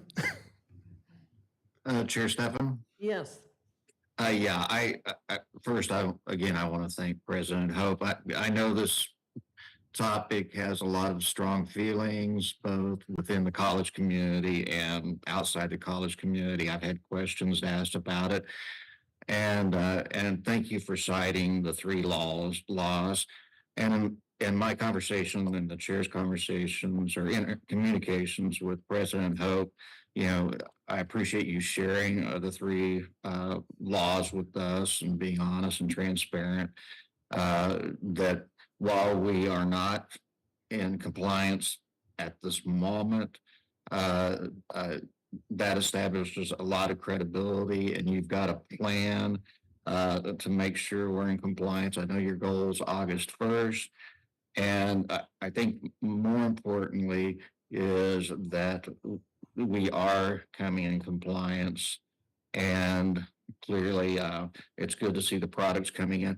Hopefully the 92 dispensaries that required quarters, maybe they'll give us a refund or a credit or something like that. But again, I appreciate the candor and the information so that we're able to communicate to our constituents on we're on top of this, and we're moving forward. We're a large organization, and undertaking any type of retrofits, et cetera, I know it takes a lot of minds and moving parts and orders, et cetera. So I'm glad to see this is moving on as planned. Thank you, Dr. Kimman. And yes, the vendor is giving us a credit for for the machines that had already been installed. And just so everybody understands too, and moving forward, we have standards, so any new building, any new renovations will include gender neutral restrooms as well. So we won't have to go back in and convert anything. I just want to also appreciate you, President Hope, for providing that background. I know that gender neutral restrooms have been highlighted a little more recently, but quite honestly, had you not said that, I didn't realize that this has been a conversation since 2017. So I'm not sure why there wasn't a lot of movement when this first started, but I do want to appreciate you for taking charge, and obviously you were able to do really quickly what started back in 2017. You were able to do it rapidly now, so I do want to appreciate that. I'm sure the folks that would want those gender neutral access to them are really happy right now in that, and I'm just really glad that we're able to provide our students that space where they feel comfortable. So I just want to thank you for moving it so quickly, because it looks like it's been in the pipeline for a long time. Yeah, it has been in the pipeline, and I'll say colleges up and down the state of California have been wrestling with this. What I'm really proud of is that our team, coordinated in a way to make sure we had all of the materials and make it available to students.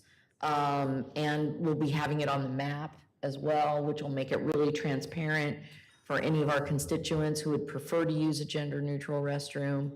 And as Vice President Garcia mentioned, we have standards going forward for any new buildings.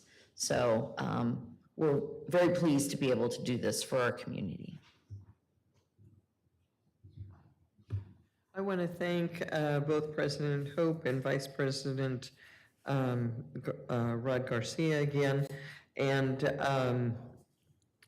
thank you for bringing this report to us, giving us an update, and showing us where we're at with it now, and getting this done.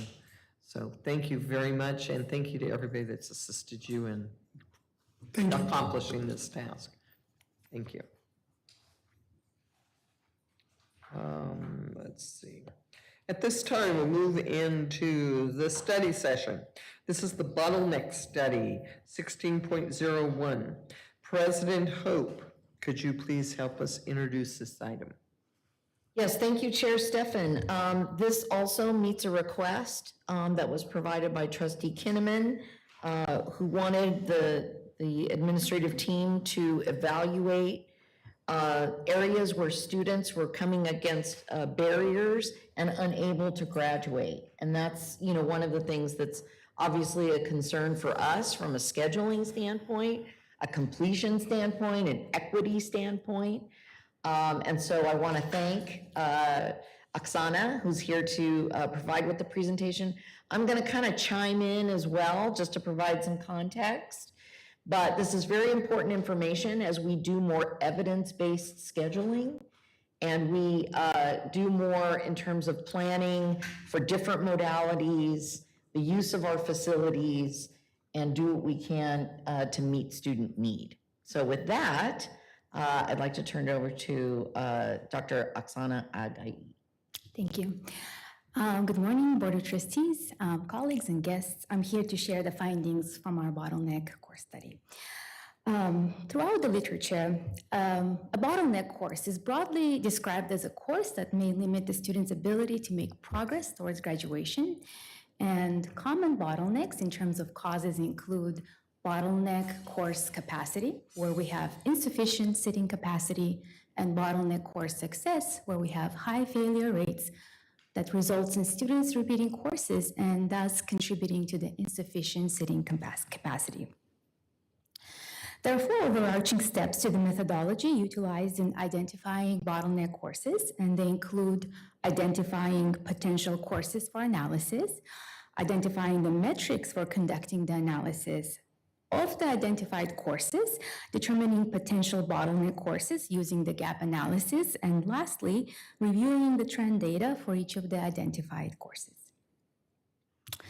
To identify potential courses for this analysis, 3 primary sources were utilized: a review of courses that students list on their student educational plans, a review of courses that have been most waitlisted every term by students, and a review of additional courses that may have not appeared in the first 2 sources based on the gap analysis.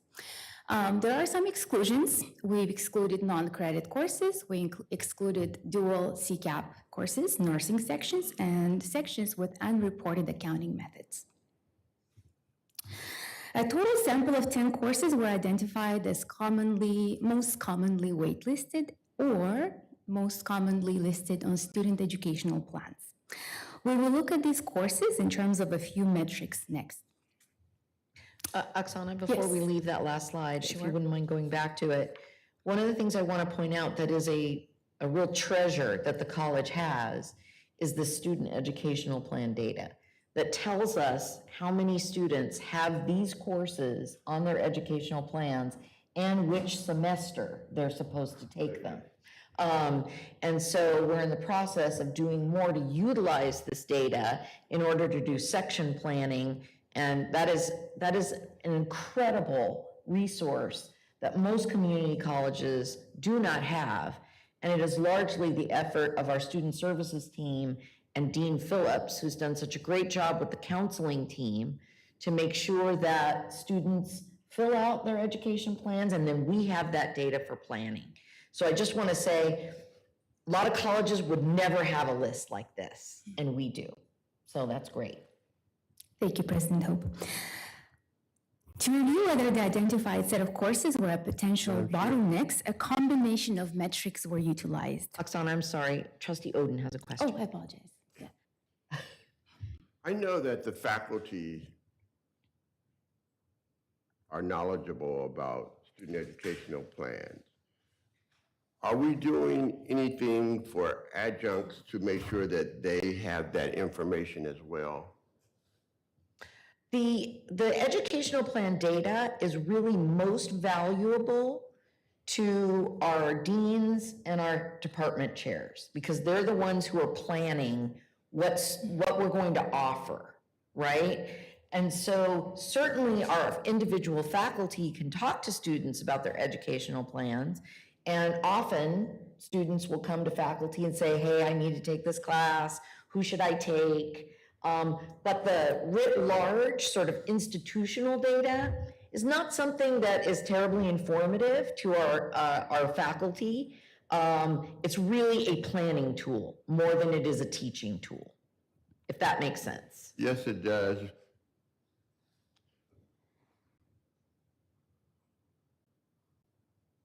But very often, it's the instructor that students go to. And if they don't have the correct information, it's very likely that they'll give misinformation. And we're already talking bottleneck. So when you compound that with potential misinformation, I think we may be overlooking an opportunity. That's all. Thank you for that point, sir. All right. The number of sections offered with their capacity was utilized to determine the number of seats College of the Desert offered, the number of students enrolled at census, how much the sections filled or the fill rates, and the number of students that remained on the wait list after the courses were filled or overfilled. It's important to note two data limitations as it relates to the waitlist metric. Waitlists include a cap, and this cap varies from college to college. So only a limited number of students can be added to the waitlist. Additionally, in the most recent academic year, the waitlist cap was increased at College of the Desert, and for the most part, the waitlist limit increased from 6 to 10 per section. Now, why is it important to look at the combination of these metrics? Reviewing solely the number of students waitlisted is not sufficient to identify bottlenecks because some sections were overfilled, so students added to such sections were removed from the waitlist. For example, in this visual, in the year one example, the first bar on this picture, we can see that there were 250 seats available in the first year, and that's depicted with this, with a line across the bar chart. We can also see that 300 students enrolled, and that's the blue bar. The reason why there were 300 students enrolled in this example is that out of 100 students waitlisted, 50 students were moved to the sections over the available capacity. Looking at just those 50 remaining students would provide us with an incomplete picture of a true waitlist. Similarly, reviewing only fill rates renders an incomplete analysis because it does not take into account the true need for seats. It only tells us how many students enrolled out of the seats offered and does not take into account how many students sought to enroll in the course. It also doesn't tell us about the potential limitation of the course capacity, which differs from course to course based on the course outline of record. In this visual, we can see that the course filled at 120% in the first year, 100% in the second year, and 86% in the third year. This information doesn't tell us if there were additional students interested in enrolling. This is why we look at the combination of these metrics. To examine the set of potential courses that we identified earlier, we will look at supply, which is based on the number of sections offered and the capacity for those sections, and demand, which is seats needed based on the enrolled students at census plus waitlisted students, and the remaining gap. We will next use the remaining gap metric as a lens to identify potential bottleneck courses. On this summary slide, negative numbers in the orange color scheme indicate the number of potentially under-offered seats, which is insufficient seats based on student enrollments plus waitlist student demand. The darker the color, the larger the number of students needing seats beyond the seats available. Looking at aggregated numbers for the past recent 3 years, 4 courses stand out. These courses are English Composition, Introduction to Ethnic Studies, Fundamentals of Chemistry, and Human Anatomy and Physiology. And Oksana, if we can just stop here, this is an important aspect of where we align data to resource decisions. So for instance, we are significantly over our faculty obligation number, but we also know that we need to have sufficient faculty to teach these classes that are impacted. So this past year, based on consultation with Val Martinez-Garcia and the data that Oksana is providing, we hired 4 faculty who will be starting new in the fall, 2 in ethnic studies, 1 in chemistry, and 1 in biology. They are hard areas to find faculty. English is much easier for us to find part-time faculty, but we needed faculty who not only were full-time, but who also bring certain skill sets. And I'll talk about that as we look at some further slides. But I just want to assure the board that resource decisions align to what we have that's in evidence. Thank you, Oksana. In addition to the set of 10 courses, all the remaining courses were also reviewed. So we didn't just review these 10 courses, but none had a consistent gap. We will next look at each of these 4 courses using the metrics noted earlier to understand the magnitude of the gap. Yes. Okay. Thank you, sorry. I'm glad to hear that the priority of those areas that were selected as instructors. I am also concerned about the sections and where we offer those courses in the process of the student educational plan, that we're actually offering enough sections for students to get out and complete that process in their 2 years or under. Okay. More of a state, sorry. Thank you. All right. Fundamentals of Chemistry has a course seat capacity of 24 students. Chem 4 became Chem 7, so it's the same course. This course is a part of the sequence to enter into the allied health professions, such as physical therapy assistant and registered nursing. In the past 3 years, the number of sections offered decreased from 20 sections to 17 sections in the most recent academic year. On this slide, the data is disaggregated by term. At the top, the red fill rate bar sliders indicate the course was filled at or above 100%. Madam Chair, I have another question. 24 students. Yes, sir. That's really low, so the success rate should be very high.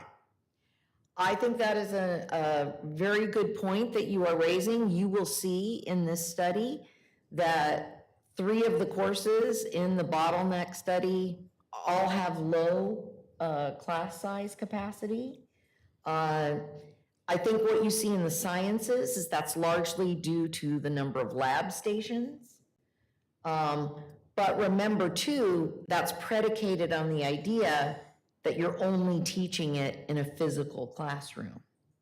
And so one of the things that I made sure of when we interviewed and hired our next full-time chemistry instructor, is that those instructors had experience teaching online. Because you are not limited to lab stations if you're teaching introductory chemistry online. And just to clarify, this is a course for non-majors. But that's the way we've always done it. That is the way we have always done it. My bad. That is correct.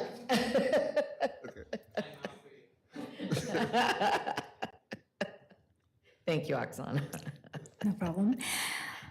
Let's see, where was I? Okay, so at the top, the fill rate, the red fill rate bars, as I mentioned, the red color indicates the course was filled at above or 100%, and the black fill rate bar sliders indicate that the course was filled below 100%.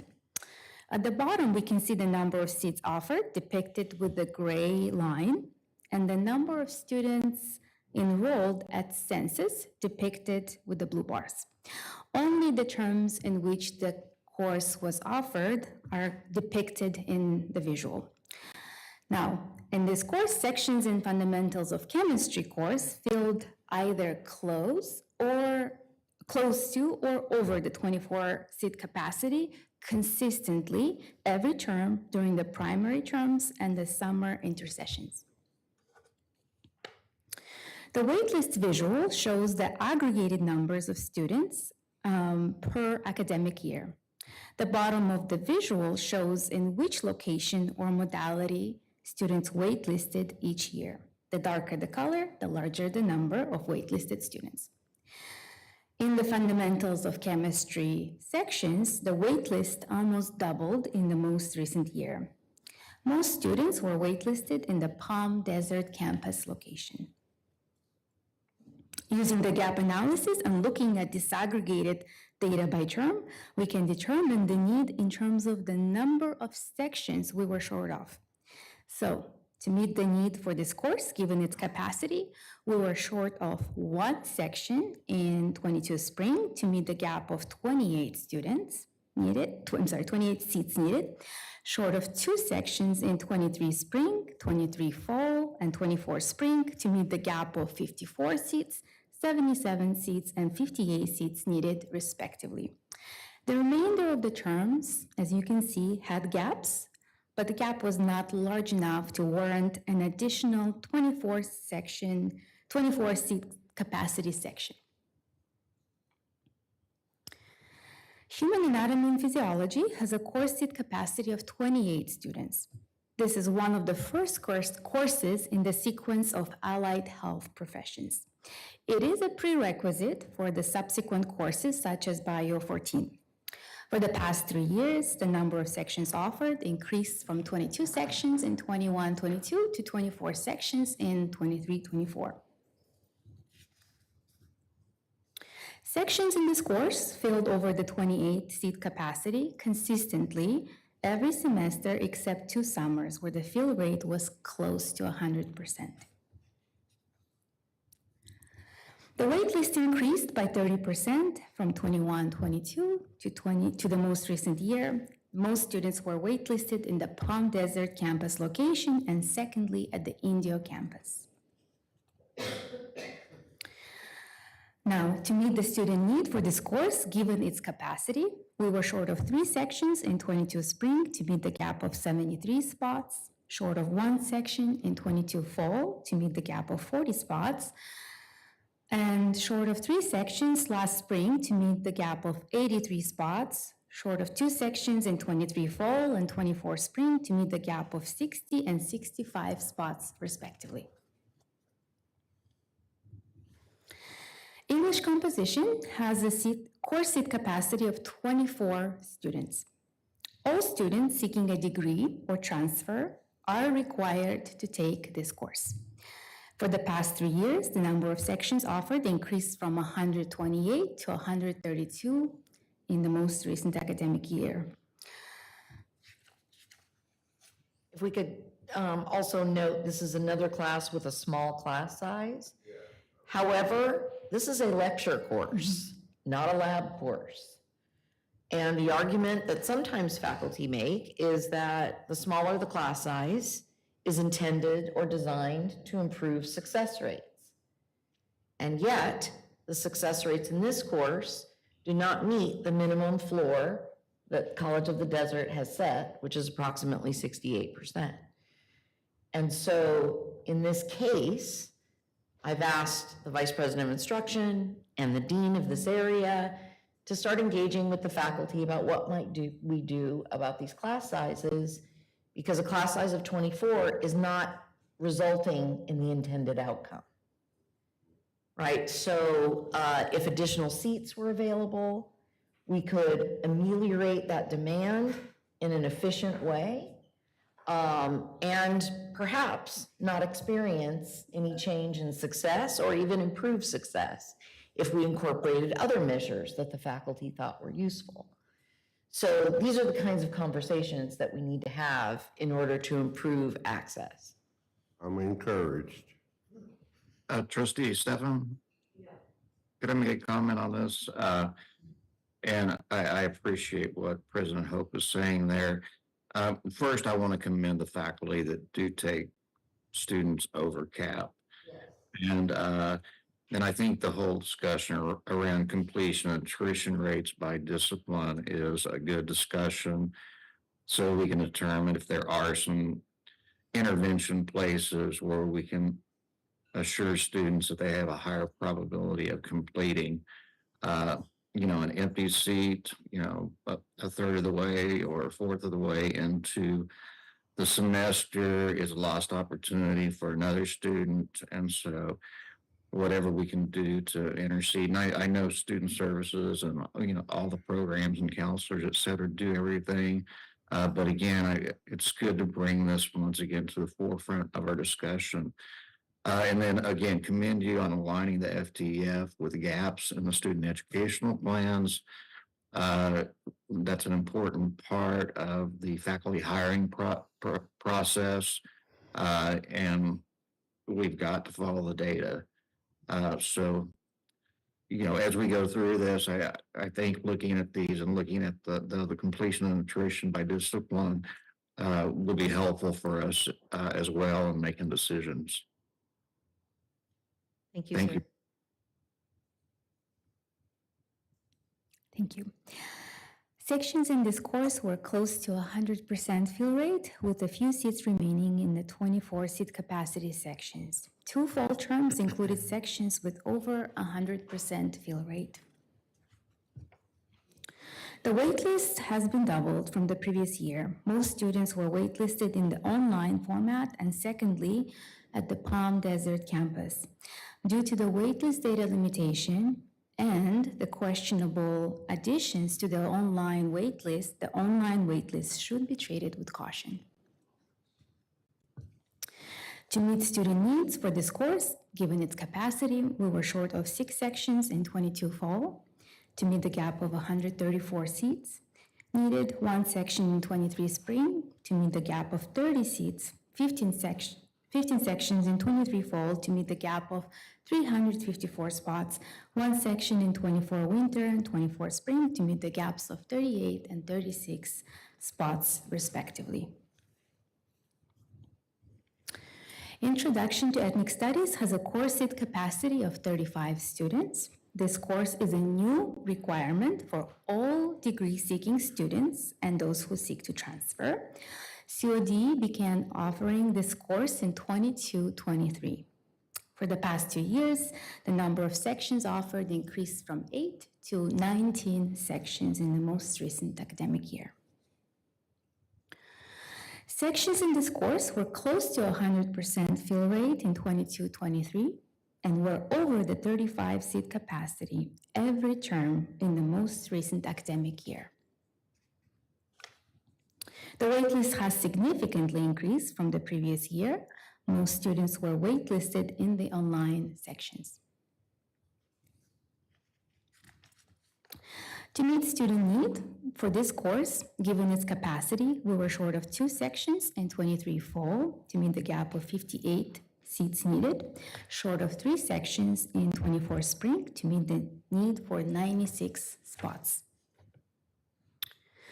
Now, looking at the courses in a summary format, we can see that for 3 years in a row, the human anatomy and physiology had gaps large enough to necessitate 3 to 4 sections we were short of offering. Secondly, fundamentals of chemistry showed a consistent need for 3 consecutive years, necessitating approximately 1 to 2 sections we were short of offering. English composition offered sufficient seats in 21-22, but in the most recent 2 years, there has been a significantly increased need for additional seats, resulting in 7 to 17 sections we may have been short of offering. Introduction to ethnic studies is unique on this list given that it's a new requirement for all students, and COD began offering it just last year. The large gap of students needing courses resulted in 5 under-offered sections and will most likely continue as a large need course given the new requirement. It's also important to know that most students can take one of the 4 introductory ethnic studies courses, which all count toward the ethnic studies requirement. In addition to Introduction to Ethnic Studies, these courses are Introduction to Chicano and Latino Studies, Introduction to Black Studies, Introduction to Native American Studies, and although it did not rise to this list, Introduction to Chicano and Latino Studies also had a large enough gap to be short of 2 sections offering this year. As mentioned at the beginning of this presentation, a course can be a bottleneck in terms of students needing to repeat the course due to not passing. A student is counted in the success count if they got a grade of C or higher. At College of the Desert, course success is also one of its institutional set standards, as President Hope mentioned earlier, and it's reported to ACCJC annually. The College Planning Council approved the floor goal of 69.7, as mentioned earlier, for the course success rate as a floor goal. This means that if a course meets at least the floor goal of 69.7%, approximately 30% of students in the course will have to repeat the course. In reviewing credit courses that had enrollments of at least 25 students, there are 25 courses that have not met the goal of 69.7% for the past 5 consecutive years. Of the 4 capacity bottleneck courses identified earlier, 2 were among them. Now, to summarize, 10 courses were identified for the analysis based on demand. 4 of the 10 courses were found to be capacity bottleneck courses.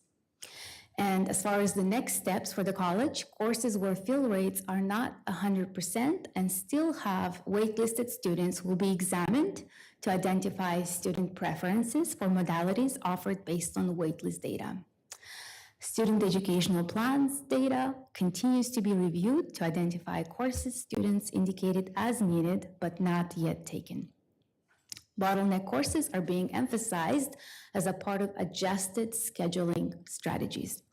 And lastly, what we know about demand and the California General Education Transfer Curriculum, also known as CalGETC, continues to inform hiring priorities. Any questions?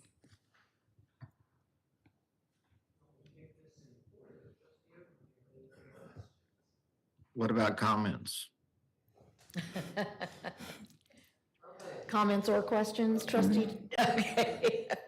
I just want to commend the presentation and thank you for bringing this forward. I think it's timely in light of the budget presentation as well. But dollars aside, it's timely because we know what the student demand is out there, and we know what the demand is, the potential demand is throughout Coachella Valley for us to serve students. So I appreciate this information, and to me, it's a calling for all of us. I mean, whether we're trustees, faculty, staff, the administration, et cetera. It is one of those rallying calls where, we've got students clearly that want classes, and doing some reflection like this, I think, is good for all of us to get our oars in the water and try to figure out ways that we can address some of these challenges. And again, thank you. Very, very good presentation. Thank you, Oksana. I also want to note that Oksana works very closely with the Office of Instruction. Very appreciative of that. Also works very closely with IT. And you can't produce these kinds of analyses unless all of those team members are talking to each other. And that's part of also improving planning over time. So thank you, Trustee Kinnaman, for the comments. And I also echo my thanks to Oksana for her thorough and thoughtful work. Thank you. Yes, I think it was a very thorough report. Outcomes are so important to us. So I think that it raised a lot of questions for us that we need to look at the data to see where it leads us and make a lot of very challenging decisions ahead of us based upon that information. So the fact that this came with the budget really, I think, was very enlightening. Thank you. I'll echo my colleagues' comments and President Hope's about the great presentation. I thought you did a great job. Thank you. Very detailed to the T. I just can't believe it. But I'm curious as to what happened with English composition in 2023, or 2022, 2023, and 2023, 2024. That's a lot of sections and a lot of students. Is it we just have more students interested in English coming in, or why is there such a big gap from 2022 or 2021 to 2022 to 2023 where we met the need and then we weren't able to meet the need moving forward? There's a couple of things at work, and then I'll certainly invite both of our folks who've served in the Vice President of Instruction role to comment if they'd like. But the college had worked on basically program maps to help students to map out their educational journey. One of the things that was not part of that initial version was transfer level math and English in their first year. And so we've made that shift now that all of our educational maps include that guidance. That is important not only because it's a key metric, it's a key core indicator for transfer, but it is also one of the things that is important to us in the student-centered funding formula. So I know that counseling is leaning in more heavily into advising in transfer level English and math earlier in students' careers. I also think because success rates are an issue, you have more students repeating multiple times. And those repetitions also greatly impact students' capacity to be successful. So we are also in the process of offering support courses for English for the first time this fall to hopefully mitigate some of those success rate issues. Because every time a student has to repeat, that's another potential loss point. And it also keeps students here longer, right? So those are two things that I can think of that are responsible. But since Vice President Martinez Garcia was Vice President of Instruction at the time, he may have some thoughts as well. Yeah, if I could add that the congratulations to the faculty in those areas, math and English, for listening to what we were asking them to do to put together support classes and actually putting them in to be able to support the students to address this need. They did it very quickly, timely, and really was encouraged by their effort. They saw the issue and they addressed it. Also, we've had a couple of retirements and we lost the faculty in that area this last semester. Yes. So there's been some shifting of personnel and some faculty. Dean Pappas has been very aware of all of that, and he's been working with the Office of Instruction to address those needs. But again, I don't think you put enough English 1As out there at the current cap size. It's almost impossible. So those things we have to look at long-term is how can we address the cap size, looking at more offerings that fit the student time of day need and encourage them to take the support classes if they are having issues. Great. Well, I'm happy to, that we're, paying attention to this type of stuff now. I mean, these have been issues that have been going on since I was in high school and even in my early undergrad. I have a bunch of friends that, unfortunately, they came to COD, did a couple semesters, but weren't able to get the courses, and now they've moved on and doing other stuff, but unfortunately weren't able to finish their education. So I'm happy that, we're taking a look at these courses and we're taking some courses of actions here to, to change that moving forward. Thank you. Trustee Gonzalez, anything? Thank you. I just want to thank you, Oksana, for such a comprehensive presentation. And I really want to thank you also for continuing to highlight, the points that we needed to make sure that we're hearing you, and we did. Similar to the remarks of Trustee Perez, I also, when I was first elected, I did hear from a lot of people, and I'm talking about people in their 20s, 30s, 40s, even 50s. And that is one thing they were like, when you're there, can you figure out, like, I had such a difficult time at COD. I was there for years and I couldn't, get the classes that I needed. I know I've mentioned it a lot where a lot of our students in our community are working full-time jobs and trying to go to school. And, I also understand that, it's not going to work perfectly for everyone, but to hear so many different age groups having the similar challenge, for whatever reason, I guess this issue was never really looked at properly or highlighted. I know in the time that I've been here, in my tenure, it has been a discussion, even prior to your arrival, President Hope. But I'm really glad that, we can beat up the past all we want, right? But I'm just glad to see that this is being highlighted to the level that it is. And I have trust and confidence that, slowly but surely, it'll be addressed. I think you made a good point, Trustee Oden, about this presentation coming to us with the budget as well.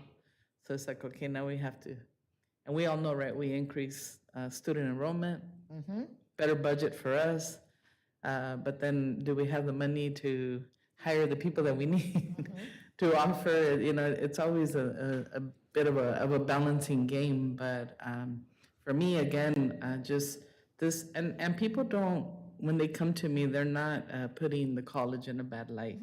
They're just saying, I wish it would have worked for me and it didn't. And, some of them went on to maybe study at other community colleges, or just decided to take a different path and a certification program or an apprenticeship somewhere. So, for me, I think this is great information. It really helped me as a trustee understand a bit more of, why this is occurring. And, similar to the restrooms, right? It's been going on for a long time, but let's focus on how we can, move forward and ensure that we're able to address some of these issues. So thank you. I want to thank you very, very much. This was really excellent. It was real easy to follow. It was really well put together. The last time we had a bottleneck study, it was, the evidence showed that it was English and math were the bottlenecks. And we did some hiring afterward, and it brought up our enrollment, our full-time equivalent students, and it enabled so many more students to graduate. I think we need to revisit this periodically because it is so critical. And things are different now. They change. This is very, very different than the last one that we had done. And I think some of the reasons are different too. And but it's something that occurs at every college from time to time, and you have to just keep sitting on it and addressing that. And I really appreciate the way you presented it and brought it forward to us in a way that we could understand it. And I love the charts and the little pictograph things and all of that and all the little number things, because it's a lot easier to understand that way, I think. But that was very, very thorough, very well done. Thank you to anyone that helped you with that too, because I'm sure that you must have had some kind of assistance getting that together. That was just incredible. But I really want to thank President Hope and I'm not sure how to say your last name, so I'll just say Oksana. I mean, Works. you're incredible. You really are.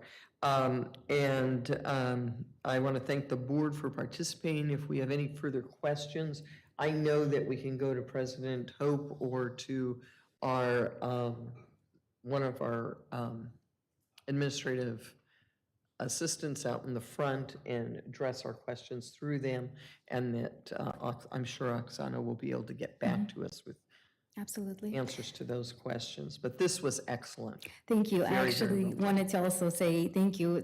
I have a lot of contributions. You heard a lot of contextual information about data, not just data today. And that's thanks to, first of all, I thank you so much to Florante and the IT team who pulled the archived waitlist. They're not easily available, so they worked on that. They put that for us to use.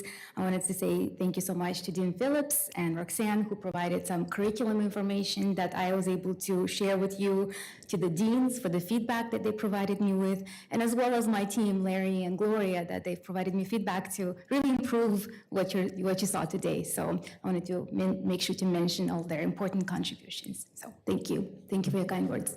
Thank you. Okay.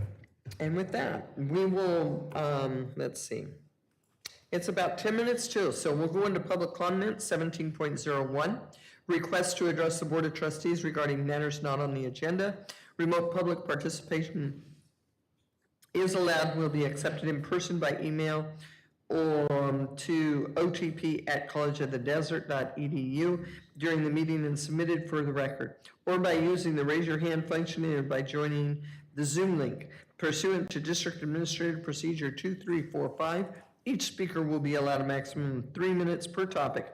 15 minutes shall be the maximum time allotment for public speakers on any one subject, regardless of the number of speakers at any one board meeting. At the discretion of a majority of the board, these limits may be extended. All comments must be submitted or brought forward prior to the end of the public comment section. As an additional note, this item is intended for members of the public who wish to speak regarding matters not related to the agenda. Do we have anyone that would wish to speak to us? Yes, Trustee Stefan, we have Dr. Alejandro Hassan, along with A.B. Perkins, and 2 students, Brianna Munoz and Frida Pinedo.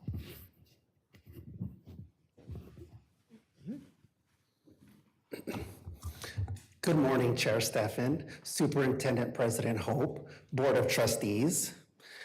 I have the distinct and unique honor to introduce Michelle Penn, the Executive Administrator of the Academy of Musical Performance, otherwise known as AMP. This summer, College of the Desert and AMP have embarked on a special collaboration to not only hone the musical aptitudes of young adults, but also introduce these students to College of the Desert, our amazing and renowned music faculty, as well as our community and facilities. This inaugural summer band camp has brought approximately 31 incredibly talented and musically gifted students on campus to create, to communicate, and collaborate, which will culminate in our summer band camp showcases, which will be held on Saturday, July 27th from 1 to 3 and 4 to 6 in our very own Pollock Theater.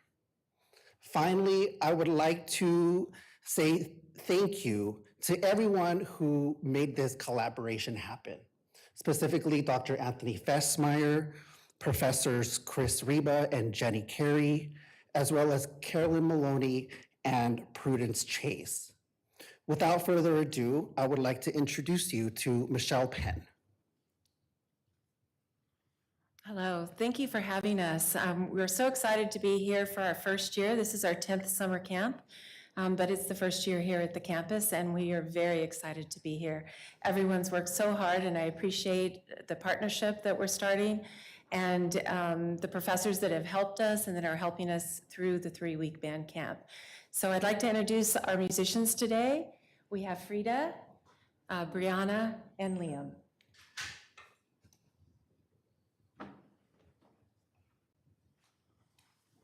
Hi everyone, we're about to play a song called Wicked Games and I hope you guys enjoy it.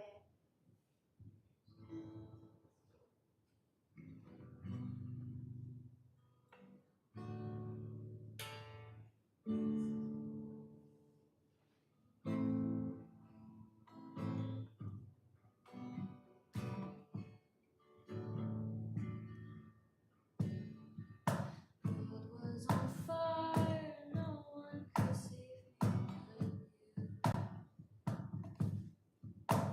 you. It's strange what desire makes foolish people do. I never dreamed that I'd meet somebody like you. Well, I never dreamed that I'd lose somebody like you. I don't wanna fall in love. No, I don't wanna fall in love with you, with you, with you.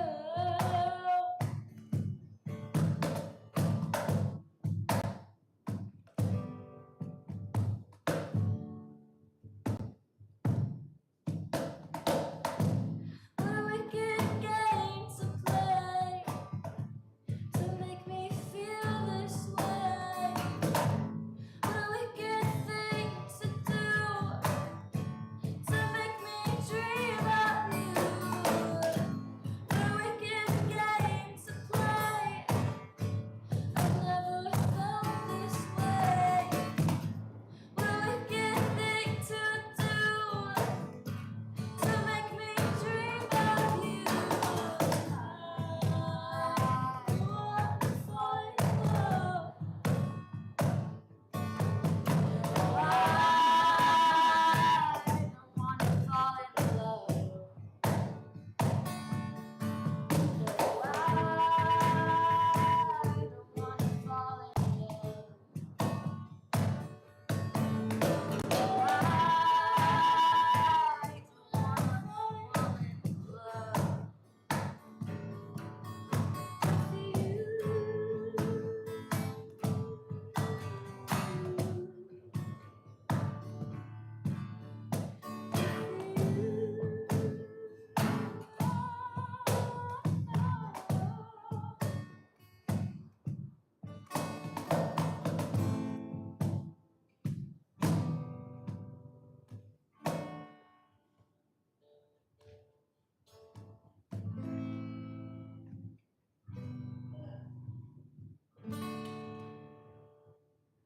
No, I don't wanna fall in love. No, I don't wanna fall in love with you.